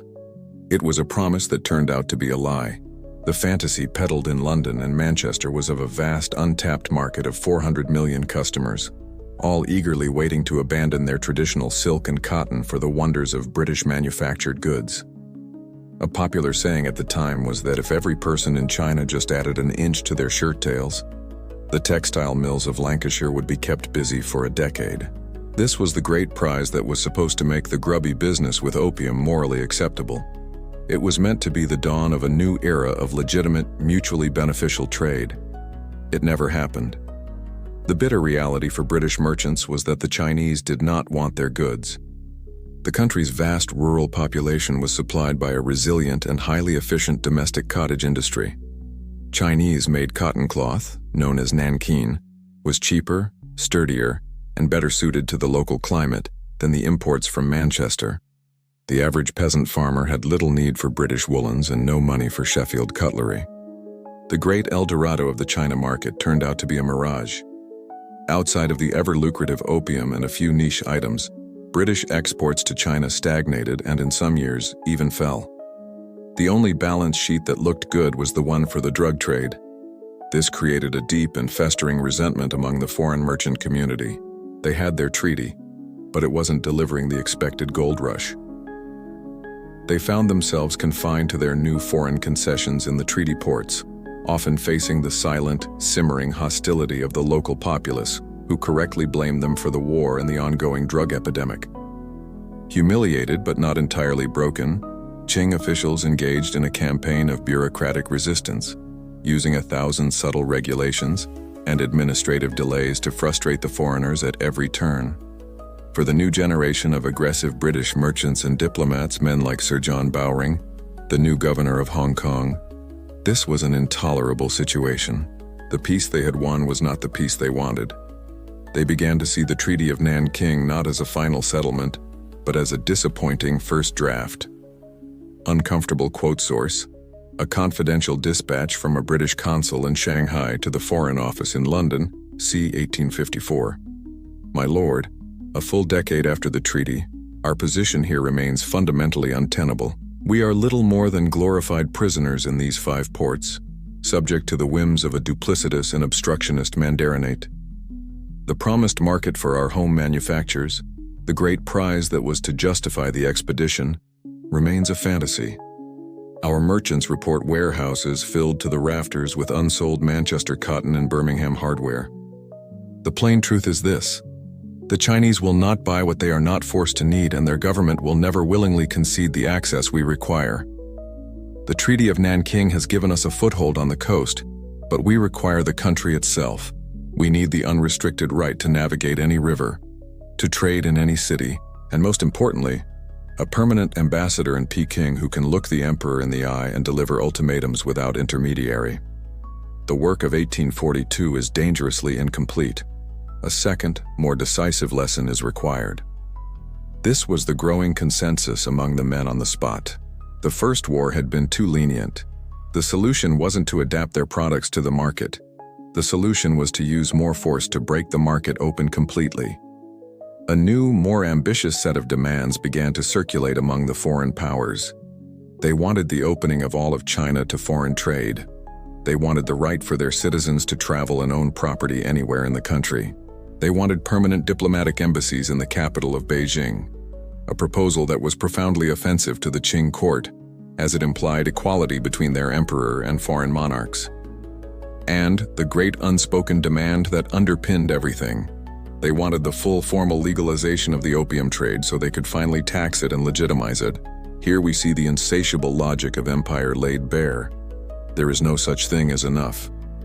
The Treaty of Nanking, a document of crushing humiliation for the Qing, was already seen as a half measure by the British. A market failure, the inability to sell textiles, was reinterpreted as a political failure, a deliberate act of Chinese intransigence that could only be corrected by more violence.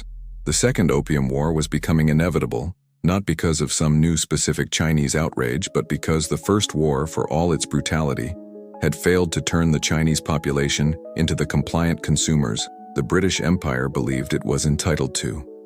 A new pretext for war was needed, and the men on the ground were now actively searching for one. A new pretext for war was needed, and the men on the ground were actively searching for one. They did not have to wait long. History is filled with grand, dramatic events that trigger conflicts. But the Second Opium War began with a squalid little argument over a squalid little ship in the muddy waters of the Pearl River. The pretext, when it finally arrived in October 1856, was so flimsy, so transparently fraudulent, that it stands as a perfect monument to the art of manufacturing a crisis. The incident revolved around a vessel called the Arrow. The Arrow was a lorcha, a common ship type in the region with a European-style hull but traditional Chinese rigging. On the surface, it claimed British protection. In reality, every single fact about the ship made that claim a farce. First, the ship was owned by a Chinese merchant. Second, its crew of 12 were all Chinese nationals. Third, it was a vessel of dubious reputation, strongly suspected by the Qing authorities of engaging in both smuggling and piracy. But the most damning fact of all, the one that was deliberately suppressed by British officials, was the status of its registration. The Arrow had previously been granted a temporary registration in the new colony of Hong Kong, a common tactic for Chinese shipowners seeking the legal and military protection of the British flag. That registration, however, had expired on September 27th. The incident took place on October 8th. At the time of its boarding, the Arrow was, by any reasonable legal standard, not a British vessel. On that day, Qing Water Police, acting on information that several pirates were among the crew, boarded the ship while it was docked at Canton and arrested the 12 Chinese sailors. It was a routine police action by a sovereign government in its own territorial waters against its own nationals on a ship it considered its own. But this routine action was about to be transformed into an international outrage by one man, Harry Parkes. Parkes was the acting British consul in Canton. He was young, fiercely ambitious, spoke fluent Chinese, and possessed an explosive temper and a deep-seated contempt for the Chinese officials he had to deal with. He was a perfect example of the new aggressive generation of imperialists who believed the Treaty of Nanking was an act of pathetic appeasement. When he heard of the boarding, he saw his chance. He immediately lodged a furious protest with the imperial commissioner in Canton, a man named Ye Mingchen. Parkes's entire case rested on one, and only one, assertion that the Chinese soldiers had insulted the British flag. Witnesses, including the Chinese soldiers, claimed the flag wasn't even flying at the time of the boarding. Parkes claimed it was. It didn't matter. The narrative was what mattered. And Parkes knew exactly what kind of narrative would play well in London. His private communications with his superior, the equally hawkish governor of Hong Kong, Sir John Bowring, reveal a man who was not trying to solve a diplomatic dispute but to ignite one. Uncomfortable quote source. An urgent, confidential message from Consul Harry Parkes in Canton to Governor Sir John Bowring in Hong Kong, October 1856. Your Excellency, Commissioner Yi has finally, through his arrogance, given us the perfect opening. His louts have boarded a vessel which for all practical purposes flies our colors and have carried off the crew.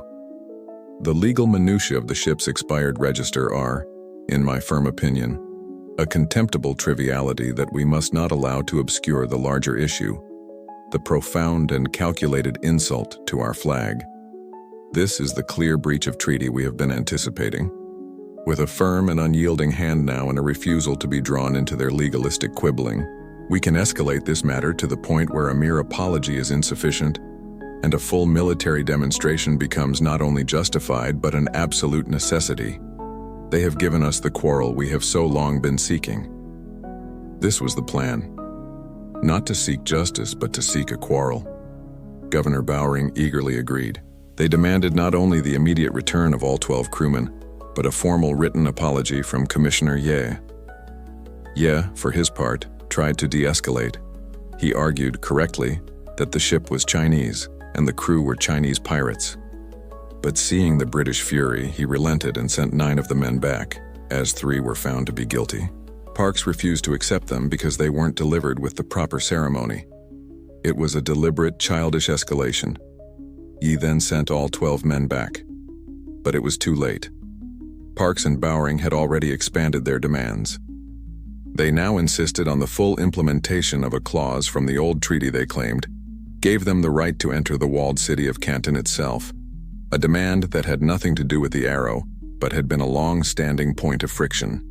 When Commissioner Ye understandably refused this new, unrelated demand, the British declared that their diplomatic efforts had failed. Governor Bowring authorized the Royal Navy to take action. Under the command of Admiral Sir Michael Seymour, British warships sailed up the Pearl River, breached the city walls, and began a weeks-long systematic bombardment of Canton, a densely populated civilian center.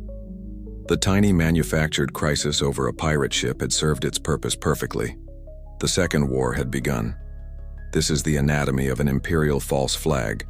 You take a minor incident where your own legal standing is, at best, dubious. You ignore all exculpatory evidence and all attempts by the other side to de-escalate. You make a series of new, impossible demands that have nothing to do with the original incident. And when those demands are refused, you declare that your national honor has been grievously wounded, giving you the perfect justification for the pre-planned military action you always wanted to take. The Arrow was nothing. Its crew were nobodies. But they were the nothing and the nobodies that provided the excuse to burn a city and start a war. The bombardment of Canton, triggered by the flimsy pretext of the Arrow, was a unilateral act of aggression, and it did not play entirely well back home. In London, the opposition, again led by the thunderous voice of William Gladstone, condemned the action. In a stunning turn of events, the government of Lord Palmerston was actually defeated in the House of Commons over the issue in March 1857 and was forced to resign. While Palmerston would soon return to power with a stronger mandate after a general election fought on a jingoistic platform, the initial political setback highlighted a critical vulnerability. Britain was acting alone, and its justifications were weak. A war of naked self-interest is politically difficult. A crusade, however, is much easier to sell. Britain needed a partner to lend its sordid commercial quarrel a veneer of international legitimacy, and preferably a bit of moral high ground. Conveniently, an opportunity was brewing across the Channel. In Paris, Emperor Napoleon III, nephew of the great Bonaparte, was eager to restore French prestige through overseas adventures. He sought glory for his Second Empire and was keen to assert France's role as the primary protector of Catholic interests around the globe. He didn't have a commercial grievance with China on the scale of the British, but he was looking for a stage on which to perform. And a tragic, brutal incident deep in the Chinese interior would provide him with the perfect script. The pretext came in the form of a French Catholic missionary named Auguste Chapdelaine. In early 1856, Father Chapdelaine was arrested by local authorities in Guangxi province, a region rife with anti-Qing and anti-foreign sentiment, and a hotbed of the massive Taiping Rebellion. He was accused of fomenting insurrection, a charge that may not have been entirely baseless. Critically, he was in a part of China where, under the existing treaties, foreigners were strictly forbidden to travel. He was there illegally. After a summary trial by a local magistrate, who had no authority from the central government in Beijing, Chapdelaine was tortured and executed. On its own, this was a horrific crime, but it was a local one, committed against a man who was knowingly breaking both Chinese law and international treaty. It was not an act of state policy from the emperor, but just like the Arrow, the messy, inconvenient facts were irrelevant. For Napoleon III, the murder of a French priest by a barbarian official was a perfect casus belli. It was an insult to the glory of France and an affront to the Catholic faith. The British War Party watched this development with predatory interest. They saw not a tragedy, but a golden opportunity. Here was the moral justification they so desperately needed. They had an insult to their flag. The French had a martyred priest. By bundling these two dubious grievances together, they could transform their separate colonial ventures into a unified, righteous cause. The diplomatic maneuvering that followed was a masterclass in cynical statecraft. British diplomats in Paris were instructed to fan the flames of French outrage, to stress the common cause, and to propose a joint military expedition. Uncomfortable. Quote source: a secret diplomatic cable from the British Foreign Secretary to the ambassador in Paris, Lord Cowley, 1857. Your Excellency, you are to seek an immediate audience with Count Walowski. You will convey Her Majesty's government's profound and shared outrage at the barbaric murder of Father Chapdelaine, an act of savagery that confirms the Qing government's utter contempt for all civilized nations. You will draw an explicit parallel between this atrocity and the recent outrages against our own flag and subjects at Canton. You must impress upon him that we see these not as separate incidents, but as two fronts in the same struggle against a government that understands only force. Britain and France, as the twin pillars of European civilization, must form a common front. A joint Anglo-French expedition would not only secure justice for our murdered and insulted countrymen, but would also provide the ideal opportunity for a satisfactory revision of all our commercial treaties. We can provide the overwhelming naval power, they can provide the unassailable moral justification. The spoils of victory, of course, will be equitably shared. The French eagerly accepted the invitation. The alliance was formed. This was a moment of profound strategic importance. The conflict was no longer Britain's second Opium War. It was now the Allied expedition to China. What had begun as a punitive action by a single power to protect its drug profits had been successfully rebranded as a multinational crusade to uphold the standards of Western civilization against Chinese barbarism. A joint fleet and a joint army were assembled, far larger and more powerful than the force used in the First War. This alliance internationalized the predation. The French presence gave the British cover, diluting the focus on opium and making the whole affair seem less like a drug deal gone wrong and more like a legitimate international intervention. It created the dangerous precedent of imperial powers ganging up on a weaker state, each bringing their own flimsy justification to the table to create a collective excuse for conquest. The war was no longer about opium or a single ship. It was now about the West versus the East, a holy alliance of predators gathering for the kill, united by a shared belief in their own superiority and a shared desire for the spoils. That holy alliance of predators, having captured Canton, sailed north in 1860 with a singular terrifying objective: to strike at the very heart of the Qing Empire, the capital city of Beijing. After brushing aside the Qing armies and capturing the strategic Taku forts that guarded the route to the capital, the path lay open. The Xianfeng Emperor fled the city in panic, leaving his brother, Prince Gong, to negotiate with the advancing barbarians. It was at this moment of supreme crisis that the war took its darkest and most infamous turn. A delegation of 39 Anglo-French diplomats led by the incendiary Harry Parkes went ahead of the main army to negotiate the terms of the city's surrender, traveling under a flag of truce. In a desperate and foolish act of defiance, a Qing general ordered the entire delegation taken captive. They were imprisoned and brutally tortured. When the survivors were eventually released, 20 of them were dead, their bodies showing horrifying signs of abuse. It was a shocking atrocity, a violation of every norm of warfare, and it would provoke an act of vengeance so vast and so culturally destructive it would echo for centuries. The commander of the British forces was James Bruce, the 8th Earl of Elgin. He was the son of the Lord Elgin who had famously removed the marble sculptures from the Parthenon in Athens. It seems a talent for separating priceless artifacts from their rightful owners ran in the family. Upon seeing the mutilated bodies of the envoys, Lord Elgin was consumed with a cold rage. A punishment was required, one so severe it would leave a mark that could not be effaced. The French commander proposed burning down the Forbidden City, the symbolic heart of the dynasty.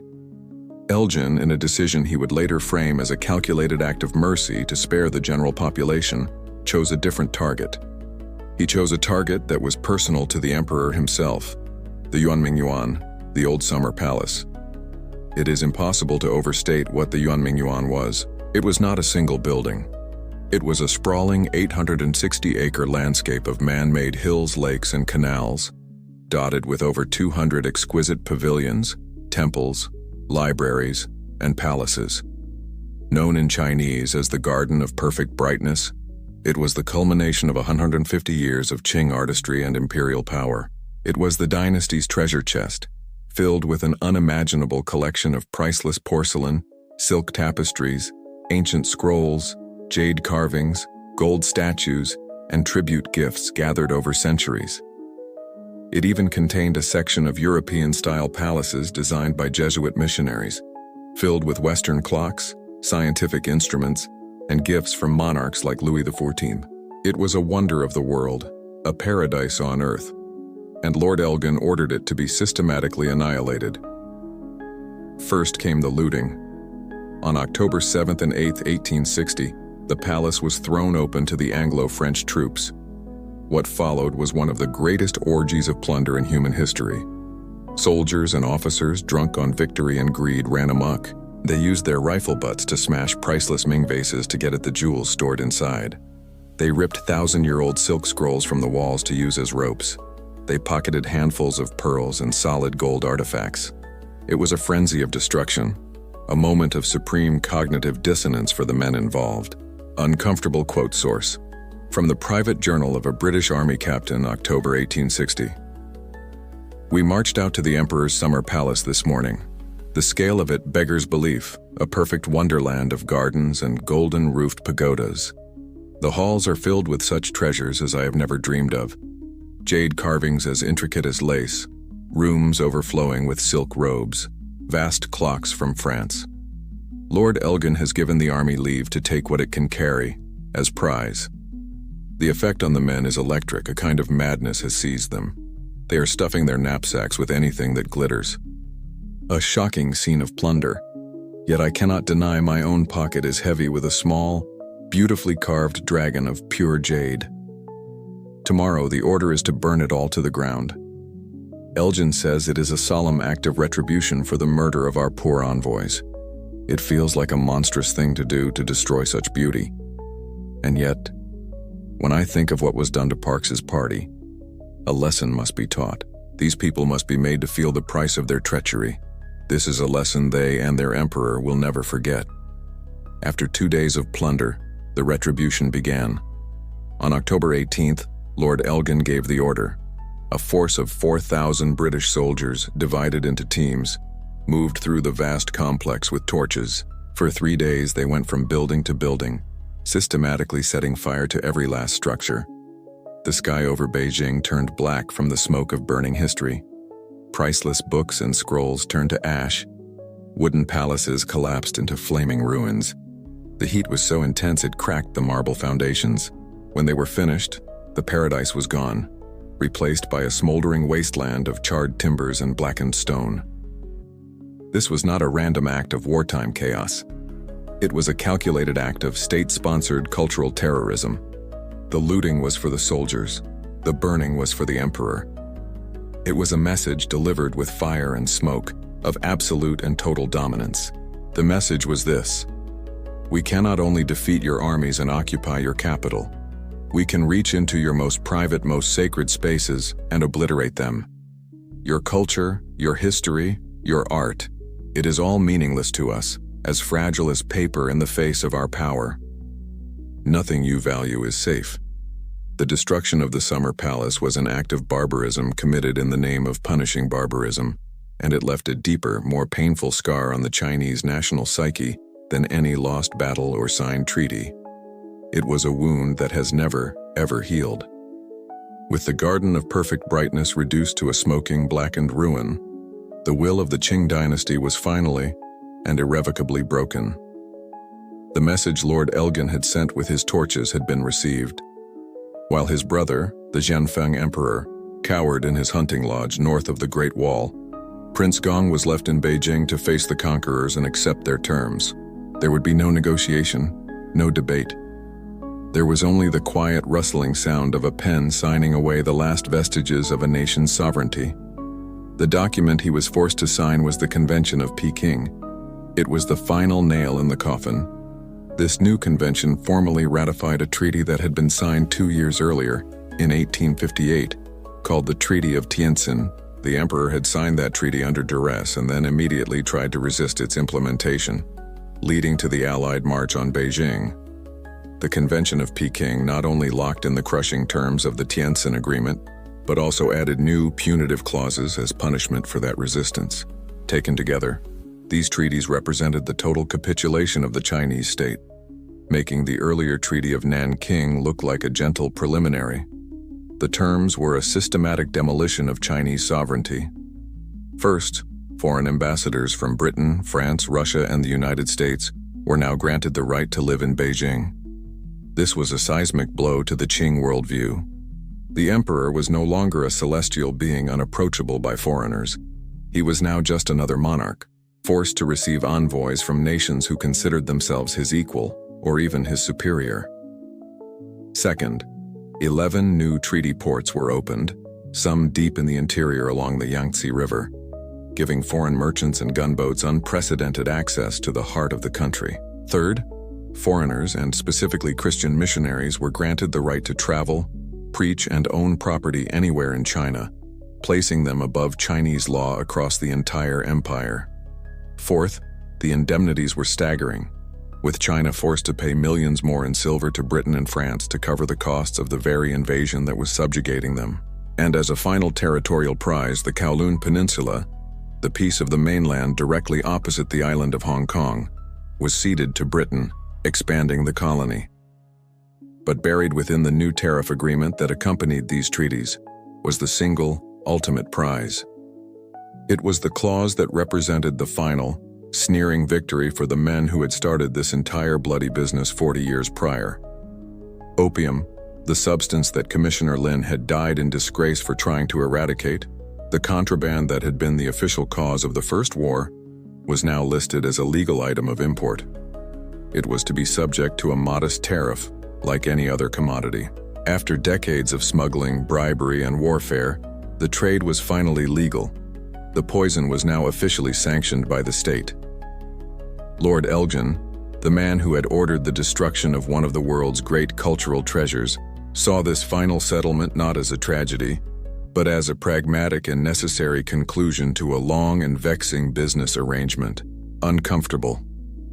Quote source: a private letter from Lord Elgin to his wife, October 1860. My dearest Mary, the necessary work here is finally done, and I pray I may soon be on my way home to you. The destruction of the palace was a terrible business, but a necessary one, and it has brought the Emperor's ministers to their senses at last. Prince Gong has signed all that we have put before him. The eternally vexing question of the opium traffic, which has plagued our relations with this country for half a century, is now definitively settled. The drug will be admitted under a regular tariff, like cotton or tea. It is far better, in my view, to regulate and tax such a trade than to drive it into the hands of lawless smugglers. We have brought a kind of stability and realism where there was only a foolish and unenforceable moral pretense. Our commerce, and indeed the commerce of the civilized world, can now proceed on a sound, predictable, and permanent footing. A sound and permanent footing. The result was immediate and catastrophic. With the trade now legal, imports of opium from British India surged to unprecedented levels. The floodgates were open, but the more insidious effect was on the Qing government itself. By forcing the government to tax the drug, the British had made the Qing state a partner in its own people's destruction. The government, now financially dependent on the revenue from the opium tariff, lost all remaining moral and political authority to combat the epidemic. Worse still, to compete with the flood of foreign opium, provincial governors began to encourage the domestic cultivation of the poppy. China was now being poisoned from without and from within, with the full complicity of its own government. This was the true genius of the narco-colonial project. It wasn't just about defeating the victim, it was about corrupting them, making them a participant in their own downfall. With the stroke of a pen in a smoldering capital, the Qing dynasty was transformed from a sovereign power, fighting a drug problem, into a client state managing a narcotics concession. The legalization of opium was not just a clause in a treaty. It was the final act of moral and economic subjugation, the moment the war against drugs officially became a war for drugs, with the victim forced to sign on as a junior partner. The legalization of opium was not the end of the story. It was the beginning of an even darker chapter. A dynasty that is forced by outsiders to become a partner in the poisoning of its own people is a dynasty that has lost its soul. More importantly, in the eyes of its subjects, it has lost the mandate of heaven. The twin humiliations of the Opium Wars, the military defeats and the economic subjugation, sent a shockwave of chaos and despair through the foundations of Chinese society. The Qing government was exposed as weak, corrupt, and powerless against the foreign barbarians. And in this vacuum of power and legitimacy, a monster was born. It began with one man, Hong Xiuquan, a failed scholar from the south who, after a nervous breakdown and exposure to Christian missionary tracts, had a series of visions. In these visions, he was transported to heaven and discovered a shocking truth. He was the second son of God, the younger brother of Jesus Christ. His divine mission was to return to earth and cleanse it of demons. To him, the primary demons were the Manchu rulers of the Qing dynasty, and the false idols were the Confucian and Buddhist traditions that had defined China for millennia. What he preached was a bizarre, potent, and revolutionary fusion of Protestant fundamentalism, Chinese utopianism, and military discipline. And in a country racked by poverty, addiction, and a crisis of faith, his message found fertile ground. This was the birth of the Taiping Rebellion, a conflict that would rage from 1850 to 1864 and become, by a staggering margin, the bloodiest civil war in human history. It is estimated that between 20 and 30 million people died, a death toll that dwarfs the American Civil War and rivals that of World War I. This was not a small peasant uprising. The Taipings were a disciplined, fanatical force who swept across southern China, capturing Nanking and making it the capital of their new Taiping Heavenly Kingdom. For more than a decade, China was split in two. It is impossible to understand the rise of the Taipings without understanding the direct consequences of the Opium Wars. The wars created the perfect incubator for this apocalyptic movement. The massive silver indemnities forced the Qing government to levy crushing taxes on the peasantry. The opium trade itself hollowed out entire communities, creating a generation of destitute addicts, and the spectacle of the Son of Heaven being repeatedly humbled by a small fleet of foreign ships shattered the dynasty's aura of invincibility and divine right to rule. The Taiping Rebellion was the Opium Wars' monstrous afterbirth. And how did the British, the architects of this chaos, respond? With a display of geopolitical cynicism so profound, it is almost breathtaking. They played both sides.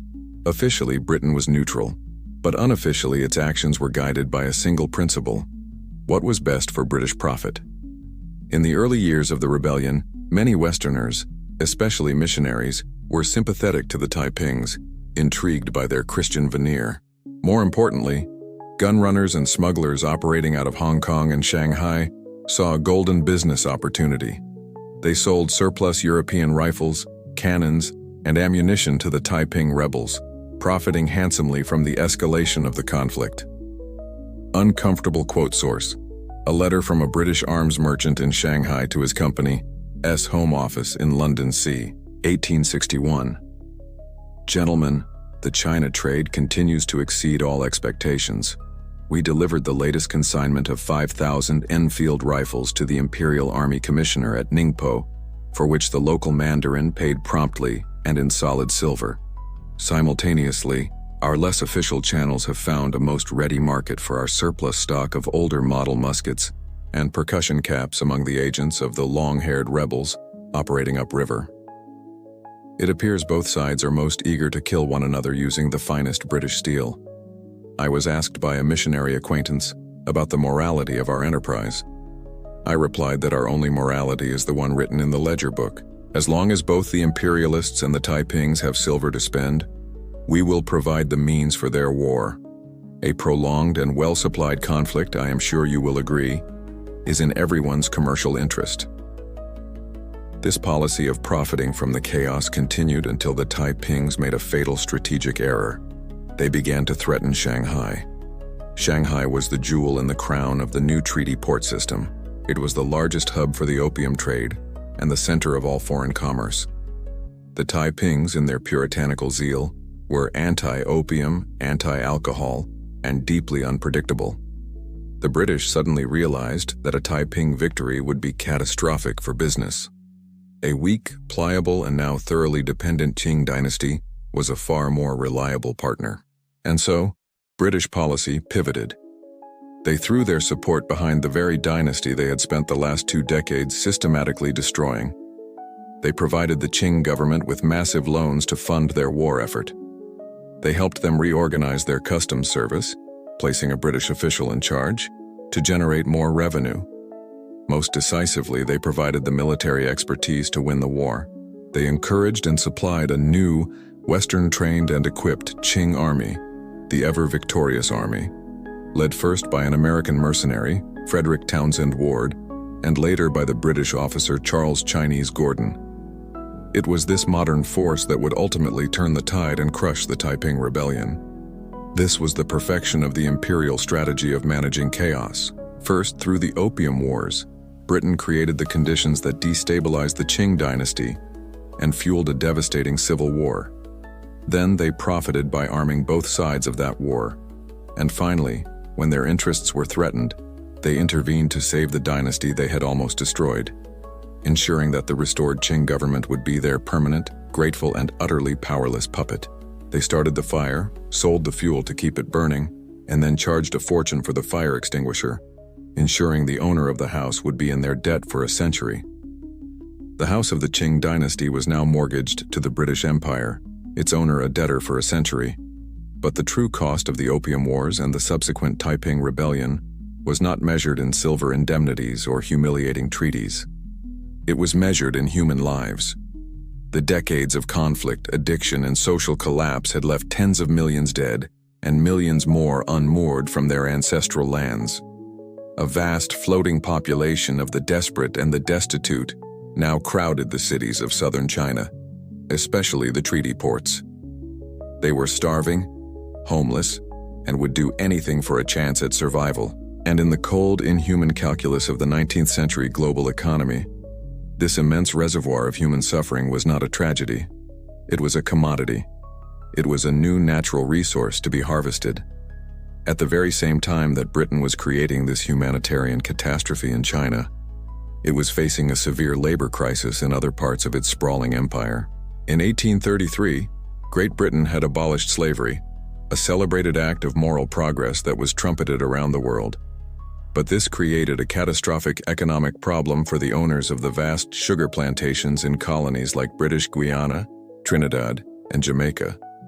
Their entire business model was built on brutal, unpaid labor, with the freed African slaves now demanding wages or leaving the plantations altogether.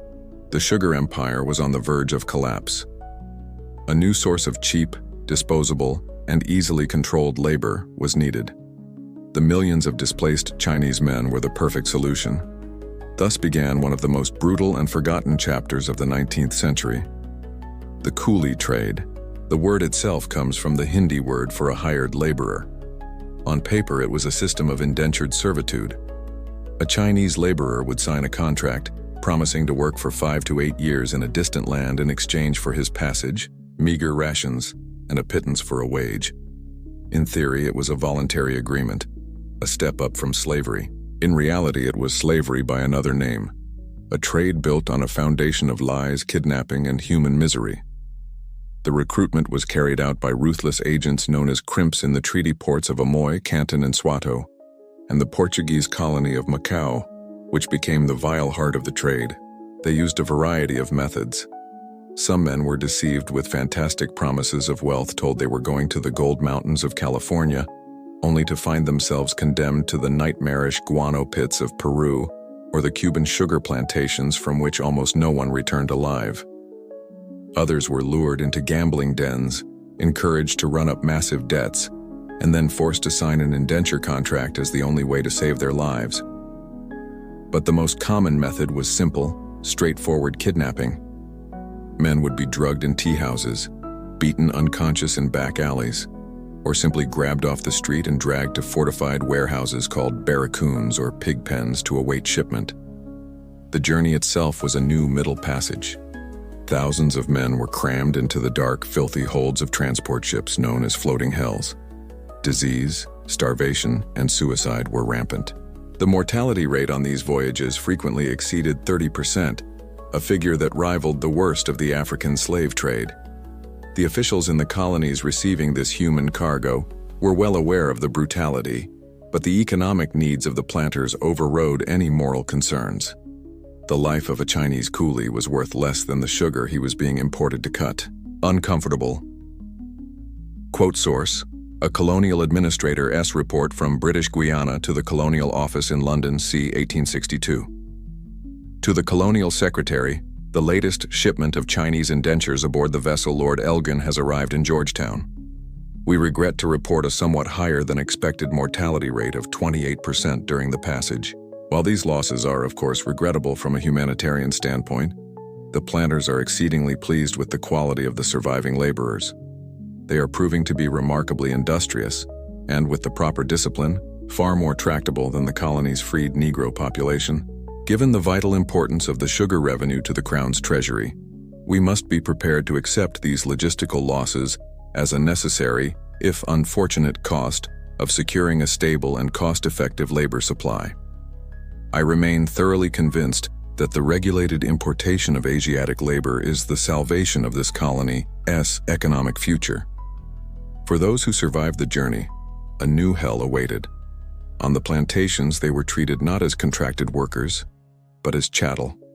They worked from sunrise to sunset, were housed in squalid barracks, and were subject to flogging and other brutal forms of punishment. Their meager wages were often withheld for minor infractions, and their contracts could be extended indefinitely, trapping them in a lifetime of servitude. It was a system of slavery, meticulously designed with contracts and legal language to allow the British Empire to profit from it, while still claiming the moral high ground of having abolished the other kind. This is the perfect, horrifyingly closed loop of imperial exploitation. Step 1. Wage 2 wars and foster a drug epidemic to shatter a country's economy and social fabric, creating a massive, desperate, and displaced population. Step 2. Brand this population a new commodity, coolie labor, and create a violent system of kidnapping and human trafficking to harvest it. Step 3. Ship this new slave labor force halfway across the world to your other colonies to replace the African slave labor you just outlawed. The victims of one imperial crime became the fuel for the next. It was a monstrous, self-sustaining ecosystem of profit and pain, a global assembly line of human misery, all managed from the boardrooms and government offices of London. A global assembly line of human misery, managed from the boardrooms of London, requires more than just guns, ships, and a pliant, terrorized government. An enterprise of this magnitude, generating a river of silver unlike anything the world had ever seen, requires a sophisticated financial apparatus. The immense profits from the opium trade, the coolie trade, and the sale of British goods in the treaty ports needed to be managed, financed, and laundered. The old system, where trading houses like Jardines acted as their own informal banks, was becoming dangerously inefficient. The narco-colonial project had grown so large it needed its own treasury. It needed a bank. By the 1860s, the China trade was a complex global web. A merchant needed credit in London to purchase goods. He needed to finance the cultivation of opium in India, months before it would ever be sold. He needed to exchange the Indian rupees he used to buy the opium for the Chinese silver taels he received from its sale, and then convert that silver back into pounds sterling to send his profits home. The existing British chartered banks were too slow, too conservative, their headquarters an entire world away in London. They didn't understand the speed, the risk, and the particular nature of the business in the East. The great opium merchants, the men who now effectively ruled the commerce of the China coast, decided they needed a bank of their own. The idea was championed by a young, ambitious Scotsman named Thomas Sutherland. As the Hong Kong superintendent for the P&O Steam Navigation Company, a shipping line that was a primary carrier of opium, Sutherland was at the very heart of the trade. He saw the urgent need for a locally controlled bank, managed by men on the ground who understood the unique requirements of their business. In 1864, he began to organize. The result, founded in Hong Kong in March 1865 and in Shanghai 1 month later, was the Hong Kong and Shanghai Banking Corporation. To understand the true purpose of this new bank, you don't need to read between the lines of its charter. You only need to read the names on its founding provisional committee. It was a who's who of the opium cartel. There was a representative from Jardine, Matheson & Co. There was a representative from Dent & Co., the second largest opium firm. There were men from the great Sassoon houses, the Baghdadi Jewish families who had become dominant players in the Indian opium trade. In fact, of the 13 firms represented on the bank's founding committee, at least 10 were substantially involved in the opium trade. This was not a bank that was later co-opted by drug money.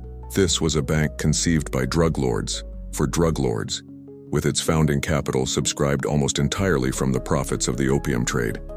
Sutherland's pitch to these men was not about serving the public or fostering general economic growth.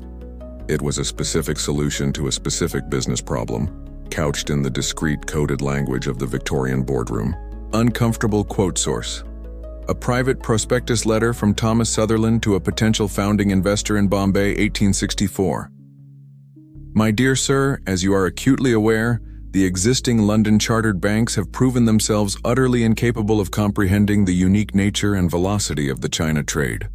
Their decision-making is ponderous, their headquarters remote, their understanding of our local conditions negligible. We now propose the establishment of a bank for us and by us. The Hong Kong and Shanghai Banking Corporation will be headquartered where the business is done. Its board will be composed of men who understand intimately that the trade in Bengal and Malwa product is the very engine of all commerce in this part of the world. The bank will provide the necessary paper and credit to finance the shipments from Calcutta, and it will specialize in managing the complex silver and rupee exchanges at Shanghai. In short, it will be a financial institution tailored specifically to the highly profitable and highly particular requirements of our shared enterprise. The phrase highly particular requirements of our shared enterprise is a beautifully understated euphemism. The bank was an immediate and massive success. It issued its own banknotes, which quickly became the dominant currency of trade in Hong Kong and the treaty ports. It provided the credit that allowed the opium trade to expand even further. But most importantly, it served as a great financial laundry. It took the raw, messy profits of the drug trade, heavy silver coins paid by Chinese wholesalers, and transformed them into respectable, globally accepted financial instruments, bills of exchange, telegraphic transfers, and deposits in London. It turned narco silver into legitimate global capital. This moment represents the final and most sophisticated stage of the entire criminal enterprise. A trade that began with smugglers and pirates hiding from the law now had its own modern, publicly respected British chartered bank. The violence on the coasts, the addiction in the dens, the misery on the coolie ships, all of it was now abstracted, sanitized, and represented by clean columns of numbers in a ledger book.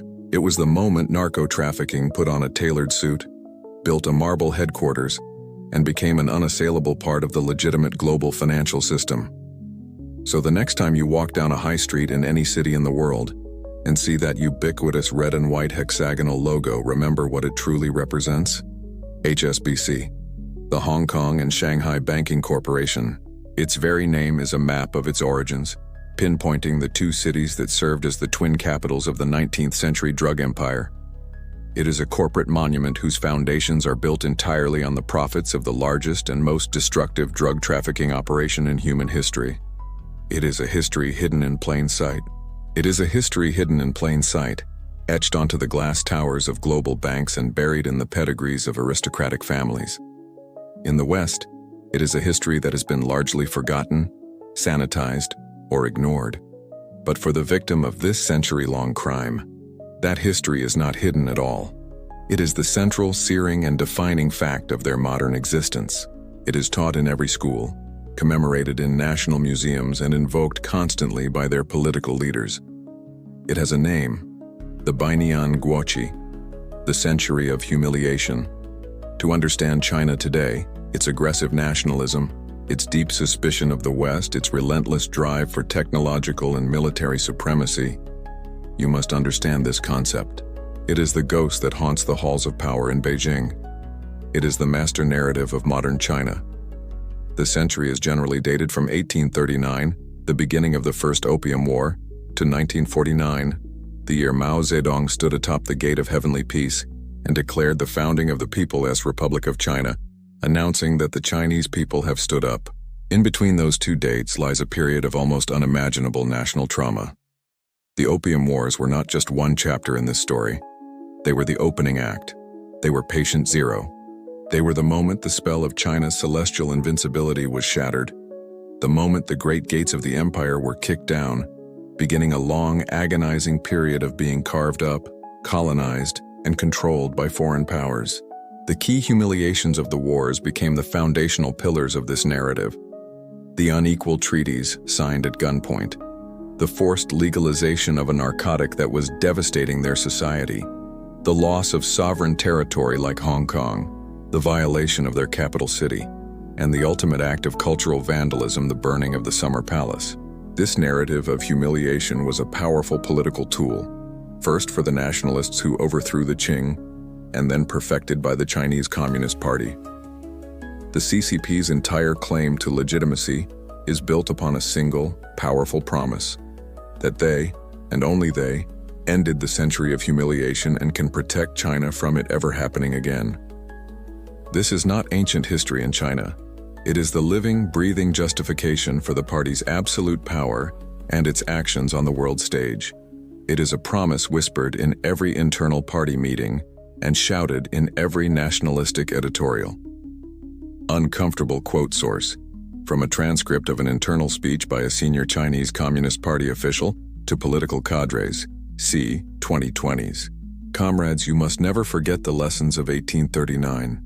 When the Western powers speak to us of a rules-based international order, remember who wrote those rules and for whose benefit.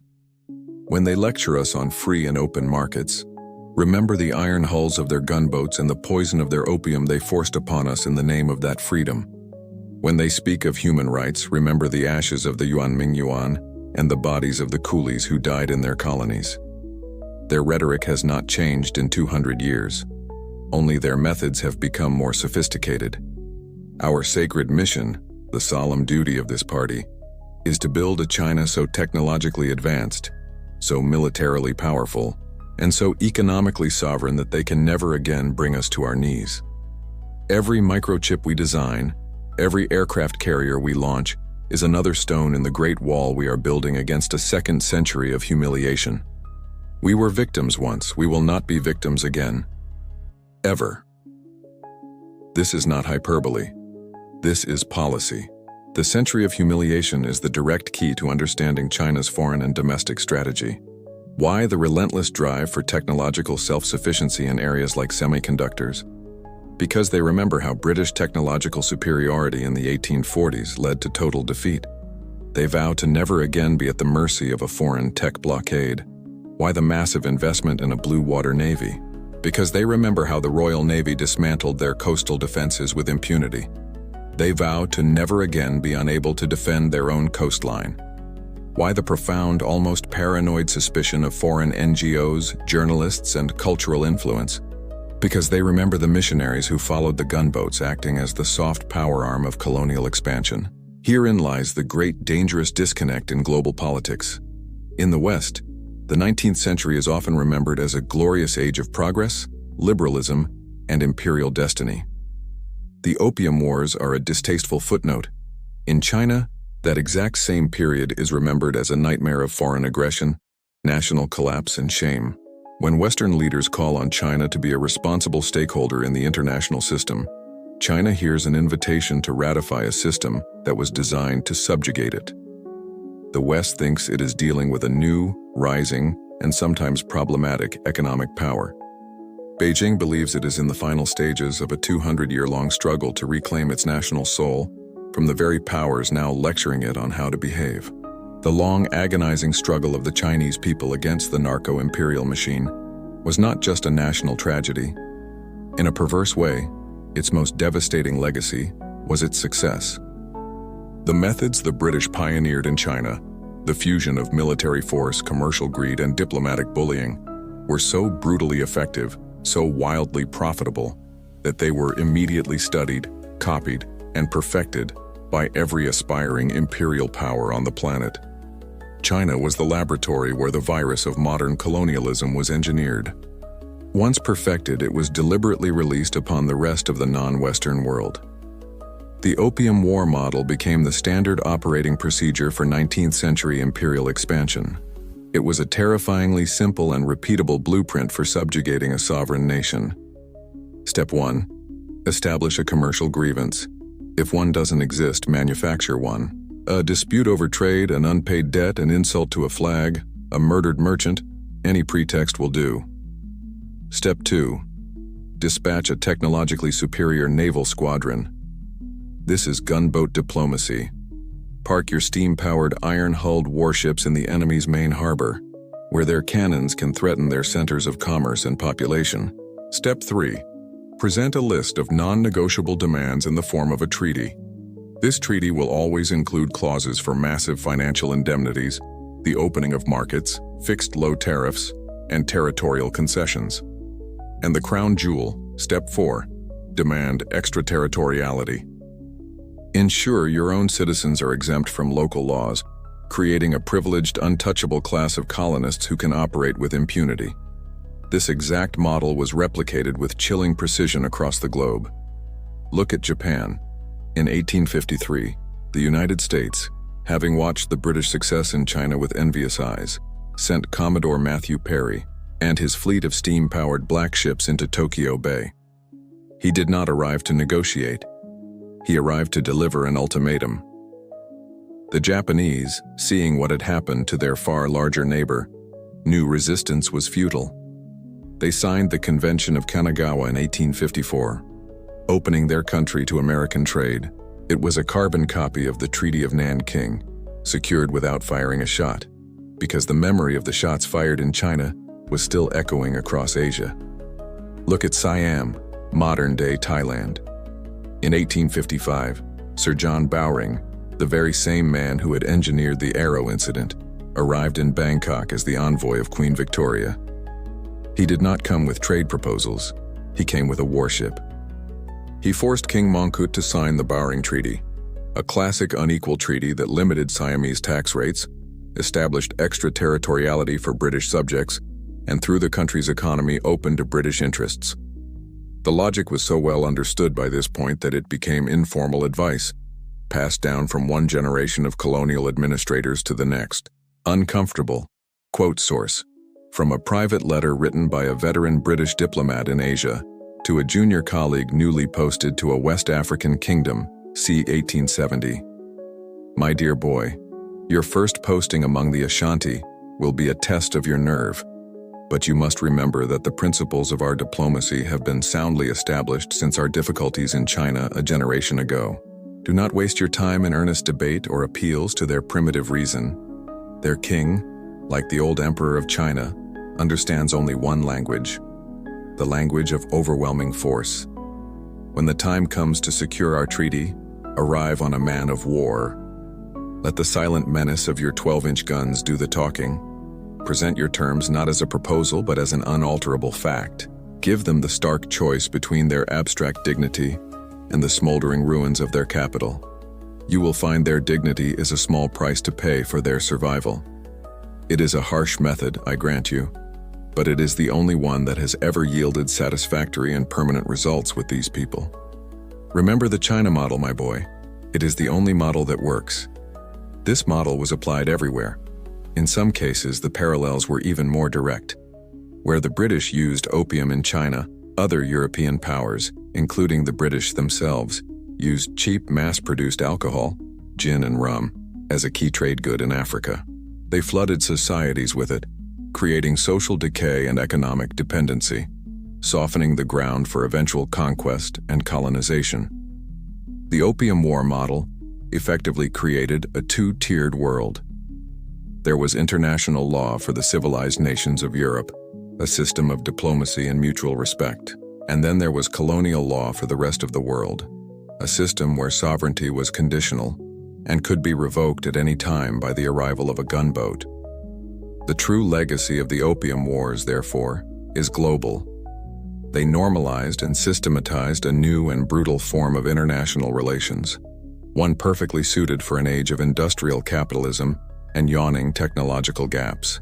The wars established the principle that a nation's commercial interests were a legitimate cause for war, and that a weaker nation's refusal to open its markets was an act of aggression that justified a violent military response. The tools may have changed over the last 150 years. Gunboats have evolved into aircraft carriers, financial indemnities have become structural adjustment loans from the IMF, and direct colonization has been replaced by neo-colonial economic dependency.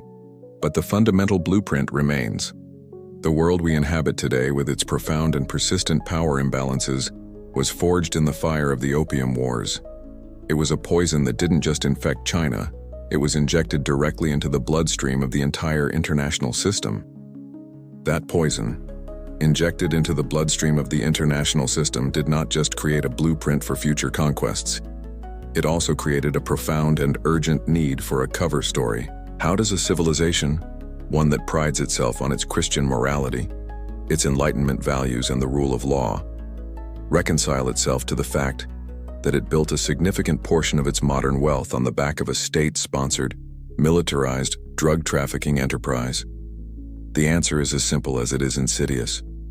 You don't. You simply rewrite the story. You induce a state of collective, convenient amnesia. What followed the age of gunboats was the age of the great historical whitewash. In the schools, universities, and popular histories of the West, the Opium Wars were systematically laundered. The name itself was often dropped in favor of the more neutral and palatable Anglo-Chinese Wars, or, even better, the Trade Wars. The narrative was masterfully reframed. This was not a story about forcing a nation to accept a narcotic. It was a noble, if regrettably forceful, crusade for the high principle of free trade. It was about breaking down the walls of a backward, stagnant, and arrogant China and bringing it, for its own good, into the modern community of nations. In this sanitized retelling, the inconvenient details were either minimized or erased entirely. Opium became a minor but regrettable pretext. The destruction of the Summer Palace was a stern but necessary lesson in response to Chinese treachery. The architects of the crime, men like William Jardine and Lord Palmerston, were cast not as a drug lord and his enforcer, but as visionary entrepreneurs and titan statesmen, the heroic builders of a global empire. The victim, China, was portrayed as the author of its own misfortune, its suffering the inevitable price of its refusal to adapt to the progressive, forward march of history. The aggressor cast himself as the enlightener, the drug dealer as the agent of progress. It was a breathtaking act of narrative alchemy, a testament to the fact that the power to write the history books is the ultimate prize of any war. This self-congratulatory fiction was cemented in the grand, sweeping histories of the British Empire that became standard reading for generations of school children and civil servants. The official story was one of benevolence, of a great empire reluctantly shouldering the white man's burden to bring civilization to the benighted corners of the earth. Uncomfortable quote source: from the preface to a popular late Victorian history, The Lion's Share, A History of British Enterprise in the Orient, c. 1895. In recounting the glorious expansion of the British Empire in the Orient, one cannot fail to mark as pivotal those events which served to open the vast and ancient land of Cathay to the commerce and enlightenment of the West. While the initial dispute was occasioned by a regrettable, if ultimately trivial, disagreement over the importation of Indian opium, the true and underlying cause of the conflict was the stubborn medieval obstinacy of the Manchu court in refusing to join the great family of nations. The firm and courageous actions of men like Pottinger and Elgin, therefore, must be seen not as acts of belligerence, but as the necessary, if painful, surgery required to bring a sick and isolated patient into the healthy, vibrant body of global commerce.